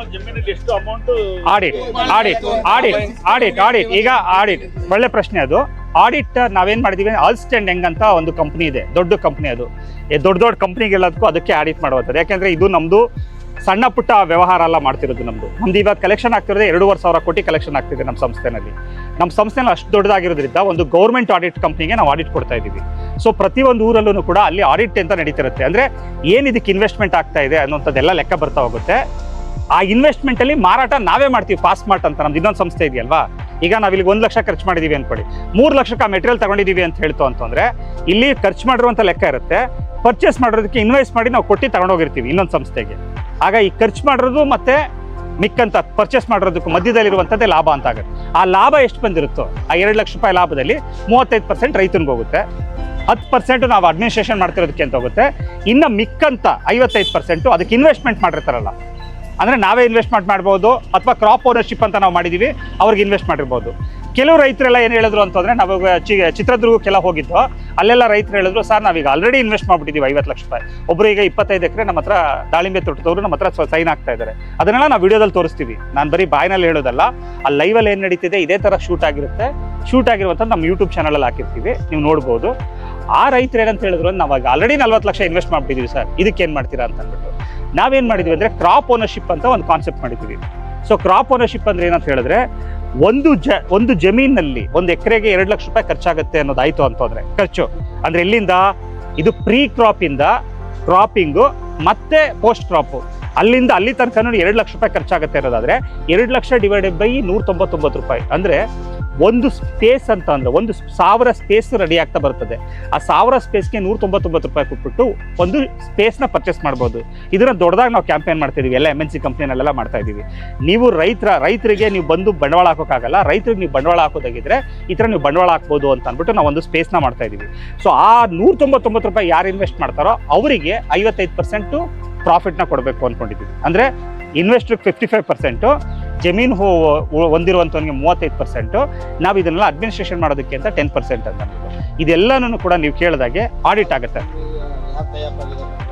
ಈಗ ಸುಮ್ಮನೆ ರೈತರೇ ಟೈಅಪ್ ಆಗ್ತಿರೋದು, ರೈತರುಗಳೇ ಟೈಅಪ್ ಆಗ್ತಿರುವಂಥದ್ದು. ಈಗ ನಿಮ್ಮೂರಲ್ಲಿ ಈಗ ನಾಗೇಶ್ ಅಣ್ಣವ್ರು ಈಗ ಹೇಳಿದ್ದಾರೆ, ಅವ್ರ ಜಮೀನ ನಾವೀಗ ತಗೊಳ್ತೀವಿ. ಟೈಅಪ್ಪೇ ಆಗಿಲ್ಲ ಅಂತಂದ್ರೂ ಪರವಾಗಿಲ್ಲ, ನೀವೇನೋ ಮಾರಾಟ ಮಾಡ್ತಿದ್ದೀರಲ್ವಾ, ನೀವು ತಗೊಂಡೋಗ್ಬಿಟ್ಟು ಎಲ್ಲೋ ಒಂದು ಕಡೆ ಬೆಂಗಳೂರಲ್ಲಿ ಮಾರಾಟ ಮಾಡೋ ಅವಶ್ಯಕತೆ ಇಲ್ಲ. ನಿಮಗೆ ಬೆಂಗಳೂರಲ್ಲಿ ಏನು ರೇಟ್ ಐತೋ ಆ ರೇಟ್ ಕೊಟ್ಬಿಟ್ಟು ನಾವು ಇಲ್ಲಿಂದನೇ ತಗೋಯ್ತೀವಿ. ನೀವು ಅದನ್ನ ಸ್ವಲ್ಪ ದಿನ ಬೇಕಾದ್ರೆ ನೀವು ನಮ್ಮ ಜೊತೆ ನಿಮ್ಮ ವ್ಯಾಪಾರನ ಮಾಡ್ಕೊಂಡಾದ್ಮೇಲೆ ಬೇಕಾದ್ರೆ ನೀವು ಕೊಲಾಬ್ರೇಟ್ ಆಗಿ. ಇವತ್ತು ನೀವೇನೋ ಬೆಳೆದಿದ್ದೀರಲ್ವಾ, ನಿಮ್ಮ ಹತ್ರ ಏನೋ ಮೆಟೀರಿಯಲ್ ಐತಲ್ವಾ, ಬೆಂಗಳೂರಲ್ಲಿ ಏನು ರೇಟು ಇವತ್ತು ನೆನ್ನೆ ಸಿಕ್ಕಿದೆ ಅಂತ ನೀವು ನೋಡ್ಕೊಳ್ಳಿ. ಅದೇ ರೇಟ್ ನನಗೆ ಕೊಡ್ತೋದ್ರೆ ಕೊಡ್ತೀನಿ ಅಂತ ಹೇಳಿ ನೀವು ಬೆಂಗಳೂರು ತನಕ ತರೋ ಅವಶ್ಯಕತೆ ಇಲ್ಲ. ನಮ್ಮದೇ ಒಂದು ವೆಹಿಕಲ್ ಬರುತ್ತೆ, ಇಲ್ಲಿ ಪರ್ಚೇಸ್ ಮಾಡುತ್ತೆ, ತಗೊಂಡೋಗುತ್ತೆ. ನಾವು ಅದನ್ನು ಸೇಲ್ ಮಾಡ್ತಾ ಹೋಗ್ತೀವಿ. ಅರ್ಥ ಆಯ್ತಾ? ಸೊ ನನಗೆ ನೀವು ಪ್ರಶ್ನೆ ಕೇಳ್ತಿರೋದು ತುಂಬ ಖುಷಿ ಆಯ್ತೈತೆ. ಈ ಥರ ಪ್ರಶ್ನೆಗಳು ನೀವು ಕೇಳ್ತಂದ್ರೆ ನಾನು ಅದಕ್ಕೆ ಉತ್ತರ ಕೊಡ್ಬೋದು. ಈಗ ನಿಮ್ಗೆ ಏನಾದ್ರು ಡೌಟ್ಸ್ ಇದೆ ಅಂತಂದ್ರೆ ನೀವು ಕೇಳ್ತಾ ಹೋಗ್ಬೋದು. ಇದ್ರ ಬಗ್ಗೆ ಮಾಹಿತಿ ಬೇಕು ಅಂದರೆ ನಮ್ದು ಯೂಟ್ಯೂಬ್ ಚಾನಲ್ ಲಿಂಕ್ ಕೊಡ್ತೀವಿ, ನೀವು ಅದರಲ್ಲಿ ನೀವು ನೋಡ್ಬೋದು. ನಾವು ಇದೇ ಥರ ಪ್ರತಿ ಕರ್ನಾಟಕದಲ್ಲಿ ಎಲ್ಲ ಹಳ್ಳಿಗಳಿಗೂ ಹೋಗ್ಬಿಟ್ಟು ನಾವು ಮಾತಾಡ್ತಾ ಇದ್ದೀವಿ, ಎಲ್ಲ ರೈತರ ಹತ್ರ ಇದು ಮಾಡ್ತಿದ್ದೀವಿ. ಅವ್ರು ನಮ್ಮ ಜೊತೆ ಕೊಲಾಬ್ರೇಷನ್ ಆಗಬೇಕು ಅನ್ನೋ ಅವಶ್ಯಕತೆನೇ ಇಲ್ಲ. ಅವರಲ್ಲಿರೋ ವಸ್ತುಗಳನ್ನ ಮಾರಾಟ ಮಾಡಬೇಕು ಅಂದ್ರೂ ಅವ್ರು ಬೆಂಗಳೂರಿಗೆ ಹೋಗೋ ಅವಶ್ಯಕತೆ ಇಲ್ಲ. ಬೆಂಗಳೂರಿಗೆ ಹೋಗ್ಬಿಟ್ಟು ರೇಟ್ ಗೊತ್ತಿಲ್ಲದೇನೆ ಬ್ಲೈಂಡ್ ಆಗಿ ಟೊಮೊಟೊ ತಗೊಂಡೋಗಿರ್ತೀನಿ ನಾನು, ನನಗೆ ಯಾರೋ ರೇಟ್ ಕೊಡಲ್ಲ, ನಾನು ಟೊಮೊಟೊನ ಸುರಿದ್ಬಿಟ್ಟು ಆಚೆ ಬರ್ತೀನಿ ಅನ್ನುವಂಥದ್ದು ಬೇಡ. ನಾನು ಇಲ್ಲಿ ಎಷ್ಟು ಎಕರೆಗೆ ಇಲ್ಲಿ ಸಾಲ ತಗೊಂಡಿರ್ತೀನಿ, ಇಲ್ಲಿ 1 ಲಕ್ಷ ರೂಪಾಯಿ ತಗೊಂಡಿರ್ತೀನಿ ಯಾರ ಹತ್ರನೋ, ಟೊಮೊಟೊ ಮಾರಾಟ ಆಯಿತು ಅಂದರೆ 1 ಲಕ್ಷ ರೂಪಾಯಿ ತಂದು ಇಲ್ಲಿ ಕೊಡ್ತೀನಿ ಅಂತ ಹೇಳ್ತೀರಾ. ಇಲ್ಲಿ ಸಾಲಗಾರ ಕಾಯ್ತಾ ಕಿತ್ತಿರ್ತಾನೆ, ಅವನು ನಾನು ದುಡ್ಡು ಕೊಡೋಕ್ಕಾಗಲ್ಲ, ಅವ್ನು ಬಂದು ನನ್ನ ಜಗಳ ಆಡ್ತಾನೆ ಅಂತ ಅಂದ್ಬಿಟ್ಟು ಅಲ್ಲೋಗಿ ಆತ್ಮಹತ್ಯೆ ಮಾಡ್ಕೊಳ್ಳೋದು ಬೇಡ. ಅರ್ಥ ಆಯ್ತಾ? ನಿಮಗೆ ಏನು ರೇಟ್ ಬೇಕು ಆ ರೇಟ್ನ ನಾವು ಇಲ್ಲಿ ಕೊಡ್ತೀವಿ. ಇವತ್ತು ನಮಗೆ ಲಾಸ್ ಆಗ್ಬೋದು, ನೀವು 5 ರೂಪಾಯಿ ಜಾಸ್ತಿನೇ ಕೇಳ್ಬೋದು ನಮ್ಮ ಹತ್ರ, ಕೇಳ್ಬಿಟ್ಟು ನೀವು ತಗೋಬೋದು. ತಗೊಳ್ತು ಅಂದ್ರೆ ನಮ್ಗೇನು ಕೊರತೆ ಇಲ್ಲ. ಯಾಕೆ ಅಂತ ಹೇಳಿದ್ರೆ ಇದು ನಾವು ತುಂಬ ದೊಡ್ಡ ಮಟ್ಟದ ಲಾರ್ಜರ್ ದ ಪಿಕ್ಚರಲ್ಲಿ ಮಾಡ್ತಿರೋದ್ರಿಂದ ನಾವು ಎಲ್ಲ ಚಾನಲ್ನು ಇಟ್ಕೊಂಡಿದ್ದೀವಿ. ಡಿಸ್ಟ್ರಿಬ್ಯೂಷನ್, ಹೋಲ್ಸೇಲ್, ರೀಟೇಲ್, ಕನ್ಸ್ಯೂಮರ್ ತನಕ ತಲುಪಿಸೋದಕ್ಕೆ ಏನು ಮಾಡ್ಬೇಕು ಅದು ಮಾಡ್ತಾ ಇದ್ದೀವಿ. ಇವತ್ತು ಸೋಕಾಲ್ಡ್ ಬ್ಲಿಂಕಿಟ್ ಅಂತ ಆಗ್ಬೋದು ಅಥವಾ ಇನ್ಸ್ಟಾಮಾರ್ಟ್ ಅಂತ ಆಗ್ಬೋದು, ಇವರೆಲ್ಲರೂ ಡೈರೆಕ್ಟ್ ರೈತರಿಂದ ಖರೀದಿ ಮಾಡ್ತೀವಿ ಅಂತ ಹೇಳ್ತಾರೆ. ಈಗ ನಿಮ್ಮ ನಾಮದಾರಿಸೆ ಆಗ್ಬೋದು, ಬಟ್ ಫಸ್ಟ್ ಕ್ವಾಲಿಟಿ ಮಾತ್ರ ನಾವು ತಗೊಳ್ತೀವಿ, ಸೆಕೆಂಡ್ ಕ್ವಾಲಿಟಿ ನಮಗೆ ಬೇಡ ಅಂತ ಹೇಳ್ತಾರೆ. ನಮ್ಮಲ್ಲಿ ಆ ಥರ ಇರಲ್ಲ. ಈ ಫಸ್ಟ್ ಕ್ವಾಲಿಟಿ ಆದರೂ ಆಗ್ಬೋದು, ಸೆಕೆಂಡ್ ಕ್ವಾಲಿಟಿ ಆದರೂ ಆಗ್ಬೋದು, ಥರ್ಡ್ ಕ್ವಾಲಿಟಿ ಆಗ್ಬೋದು, ಎಲ್ಲನೂ ನಾವು ತಗೊಂಡೋಗ್ತೀವಿ. ಫಸ್ಟ್ ಕ್ವಾಲಿಟಿಯವ್ರಿಗೆ ಮಾರ್ತೀವಿ, ಸೆಕೆಂಡ್ ಕ್ವಾಲಿಟಿಯವ್ರಿಗೆ ಥರ್ಡ್ ಕ್ವಾಲಿಟಿ. ನೀವು ಸುಟ್ಟಾಕಲ್ಲ ಅದನ್ನ, ನೀವು ಯಾರಿಗೂ ಮಾಡ್ತೀವಿ, ಡಿಫ್ರೆನ್ಶಿಯೇಟ್ ಮಾಡ್ಕೊಡ್ತೀವಿ. ಅದು ನೀವೇ ಮಾಡ್ಕೊಡಿ. ಈಗ ಗಾತ್ರದ ಮೇಲೆ ನೀವೇ ಡಿಫ್ರೆನ್ಶಿಯೇಟ್ ಮಾಡ್ಕೊಡಿ, ನನಗೇನು ಅಭ್ಯಂತರ ಇಲ್ಲ. ಬಟ್ ಏನಂತ ಹೇಳಿದ್ರೆ ನಮಗೂ ಅಲ್ಲಿ ಅನ್ಯಾಯ ಆಗಬಾರ್ದು. ಅದಕ್ಕೋಸ್ಕರ ನೀವು ಎಷ್ಟು ಹಾನೆಸ್ಟಾಗಿ ನೀವು ಮಾಡ್ಕೊಡಿ ಅಷ್ಟೇ ನಾವು ಕೇಳುವಂಥದ್ದು. ನೀವು ಅದು ಮಾಡಿಕೊಡ್ತು ಅಂತಂದರೆ ನಾವು ಇಲ್ಲಿಂದನೇ ತಗೊಂಡು ಹೋಗ್ತೀವಿ. ಆದರೆ ನಾವು ಯಾವುದು ಬಿಡಲ್ಲ. ನೀವು ಬೆಳೆದಂಥ ಬೆಳೆನ ಒಂದನ್ನು ನನಗಿಷ್ಟು ಸಾಕು, ಮಿಕ್ಕಿದ್ದು ನೀವು ಮಾರ್ಕೊಳ್ಳಿ ಅಂತ ಬಿಟ್ಬಿಟ್ಟು ಹೋಗಲ್ಲ. FPO ಏನಾಯ್ತು ಅವ್ರ ಬೆನಿಫಿಟ್ ಏನು ಹೇಳ್ತೀನಿ ಕೇಳಿಸ್ಕೊಳ್ಳಿ. ಸರ್ ಸೀಡ್ಸು, ಗೊಬ್ಬರ, ಅದಕ್ಕೆ ನೀರು, ಅದಕ್ಕೆ ಏನು ಬೇಕು ಅದನ್ನು ಇನ್ನೂ ಅತ್ಯಾಧುನಿಕವಾಗಿ ಈಗ ನಾವು ಡ್ರೋನ್ಸ್ ಪರ್ಚೇಸ್ ಮಾಡ್ತಾ ಇದ್ದೀವಿ, ನಾವು ಕಟಿಲೇಟರ್ಸ್ನ ಪರ್ಚೇಸ್ ಮಾಡ್ತಾ ಇದ್ದೀವಿ, ನಾವು ಇಸ್ರೇಲ್ಗೆ ಹೋಗ್ಬಿಟ್ಟು ಸುಮಾರು ಮೆಟೀರಿಯಲ್ಗಳನ್ನ ತಂದಿಡ್ತಾ ಇದ್ದೀವಿ. ಅದೆಲ್ಲನೂ ಕೂಡ ನಾನು ಹೇಳಿದ್ನಲ್ವ, ಹಿಂಗೆ ಲೆವೆಲ್ಸ್ ಹೇಳಿದೆ ಗೊತ್ತಾ ನಾನು, ಪಂಚಾಯತಿ ಲೆವೆಲಲ್ಲಿ ಎಂಪ್ಲಾಯ್ಸ್ ಇರ್ತಾರೆ, ಮತ್ತು ಹೋಬಳಿ ಲೆವೆಲಲ್ಲಿ ಎಂಪ್ಲಾಯ್ಸ್ ಇರ್ತಾರೆ, ತಾಲೂಕು ಲೆವೆಲಲ್ಲಿ ಎಂಪ್ಲಾಯ್ಸ್ ಇರ್ತಾರೆ ಅಂತ ಅಂದ್ಬಿಟ್ಟು ಇಲ್ಲೆಲ್ಲ ನಾವು ಟ್ರೈನಿಂಗ್ ಕೊಟ್ಟು ನಮ್ಮ ಮಕ್ಕಳಿಗೆ, ಅಲ್ಲಿರೋ ಲೋಕಲ್ ಮಕ್ಕಳಿಗೆ ನೆನೆ ಕೂಡ ಎಂಪ್ಲಾಯ್ಮೆಂಟ್ ಕೊಟ್ಟು ಅಲ್ಲಿ ತಿಂಗಳಿಗೆ ಸಂಬಳ ಅಂತ ಮಾಡುವಂಥದ್ದು. ನಮ್ಮ ಮುಂದಿನ ಕನಸನ್ನು ಹೇಳ್ಬಿಡ್ತೀವಿ ನಾವು. ನಾಳೆ ರೈತ ಅನ್ನುವಂಥವನು, ನಮ್ಮ ಶೇರ್ ಹೋಲ್ಡರ್ ಯಾರ್ಯಾರಾಗಿರ್ತಾನೆ ಅವನಿಗೆ ಬರೀ ಒಂದು ಸೋರ್ಸ್ ಆಫ್ ಇನ್ಕಮ್ ಬರಬಾರ್ದು. ಈಗ ಅವ್ನು ನಮ್ಮ ಹತ್ರ ಶೇರ್ ಹೋಲ್ಡರ್ ಆಗಿತ್ತು ಅಂದರೆ ಅಗ್ರಿಸಿಸ್ನೆಟ್ ಎಲ್ಲೆಲ್ಲಿ ವ್ಯವಹಾರ ಮಾಡ್ತಿರುತ್ತೋ ಅದರಲ್ಲಿ ಎಲ್ಲ ಬಂದಿದ್ರಲ್ಲೂ ಡಿವಿಡೆಂಟ್ ಅವನಿಗೆ ಬರ್ತಾ ಇರುತ್ತೆ. ನಾನು ದಾಳಿಂಬೆನ ನಾನು ಅತಿ ಹೆಚ್ಚಾಗಿ 200% ಲಾಭವಾಗಿ ನಾನು ಮಾರಿತ್ತು ಅಂತಂದರೆ ಇಲ್ಲಿ ಶೇರ್ ಹೋಲ್ಡರ್ ಆಗಿರ್ತಾನೆ, ಅವನಿಗೂ ಡಿವಿಡೆಂಟ್ ಬಂದಿರುತ್ತೆ ಅವನಿಗೆ. ಅವನಾದ್ರೂ ವ್ಯಾಪಾರನೇ ಮಾಡಿರಲ್ಲ. ಬಟ್ ನಾನು ಪ್ರಿಫರ್ ಮಾಡೋದೇನಪ್ಪ ಅಂತ ಹೇಳಿದ್ರೆ, ಇವತ್ತಿಂದ ನೀವು ಶುರು ಮಾಡ್ಕೊಂಡು ನಿಮ್ಮ ವ್ಯಾಪಾರನ ನಮಗೆ ಕೊಡ್ತಾ ಹೋಗಿ, ನಾವು ಹಾನೆಸ್ಟಾಗಿ ಅಲ್ಲೇ ಕ್ಯಾಶ್ ಕೊಟ್ಟು ತಗೊಂಡು ಹೋಗ್ತೀವಿ. ನಮ್ಮದು ಬೇರೆಯವ್ರ ಥರ ಎಲ್ಲ ನಿಮಗೆ 1 ವಾರ ಆದಮೇಲೆ ಬನ್ನಿ ಬಿಲ್ ಮಾಡಿಕೊಡಿ, ಇದು ಮಾಡಿ ಅದು ಮಾಡಿ, ಅದು ಯಾವುದೂ ಇಲ್ಲ. ಚಿತ್ರದುರ್ಗದಲ್ಲಿ ಇದೇ ಇನ್ಸಿಡೆಂಟ್ ಆಗಿದೆ. ಅವರು ಆನಿಯನ್ ತುಂಬಾ ಬೆಳೆಸಿದ್ದಾರೆ ಅವರು. ಸೊ ಮಾರ್ಕೆಟ್ಗೆ ತಗೊಂಡೋಗ್ಬಿಟ್ಟು ಅಲ್ಲಿ ಏನು ಮಾಡಿದ್ದಾರೆ, ಅವರು ಬೆಳೆಸಿರೋದಕ್ಕೆ ಬೆಲೆ ಕೊಟ್ಟಿಲ್ಲ. ಅವರು ಬೆಳಗ್ಗೆಯಿಂದ ಸಾಯಂಕಾಲವರೆಗೂ ವೇಟ್ ಮಾಡಿಬಿಟ್ಟು ಅವ್ರಿಗೆ ಮಾರಾಟ ಮಾಡಿಲ್ಲ. ಅವರು ಈರುಳ್ಳಿನ ಬಿಟ್ಬಿಟ್ಟು ಬಂದ್ಬಿಟ್ರಂತೆ. ಈರುಳ್ಳಿ ಸವಾಸ ಇದನ್ನ ವಾಪಸ್ ಇಟ್ಕೋಕ್ಕಾಗಲ್ಲ ನನ್ನ ಕೈನಲ್ಲಿ ಅಂದ್ಬಿಟ್ಟು ಅಲ್ಲೇ ಬಿಟ್ಬಿಟ್ಟು ಮಾರ್ಕೆಟಲ್ಲಿ ಕದ್ದಿ ಓಡ್ ಬಂದ್ಬಿಟ್ರಂತ ಅವರು. ಮುಖನೂ ತೋರಿಸ್ತೇನೆ ಅವ್ರಿಗೆ. ಇಲ್ಲಿ ಬಂತು ಅಂತಂದ್ರೆ ಸಾಲಗಾರ ಕಾಯ್ತಾ ನಿಂತಿದ್ದಾನಂತ, 5% ಬಡ್ಡಿ, ನೀನು 80,000 ರೂಪಾಯಿ ಕೊಡ್ತೀರಿ ಅಂದ್ಬಿಟ್ಟು ಅವ್ನು ಕೊನೆಗೆ ಹೋಗ್ಬಿಟ್ಟು ಅವ್ರ ಮನೇಲಿರುವಂಥ ಒಡವೆಗಳನ್ನೆಲ್ಲನೂ ಇಟ್ಬಿಟ್ಟು ಅವ್ರ ಹತ್ರ ಹೋಗ್ಬಿಟ್ಟು ತೀರ್ಸೋದು ಅಂತ ಆ ರೈತ ಹೇಳಿದ್ದು. ಅದು ನಾಳಿದ್ರಲ್ಲಿ ಆ ವಿಡಿಯೋ ಪೋಸ್ಟ್ ಆಗುತ್ತೆ, ನೀವು ನೋಡ್ಬೋದು.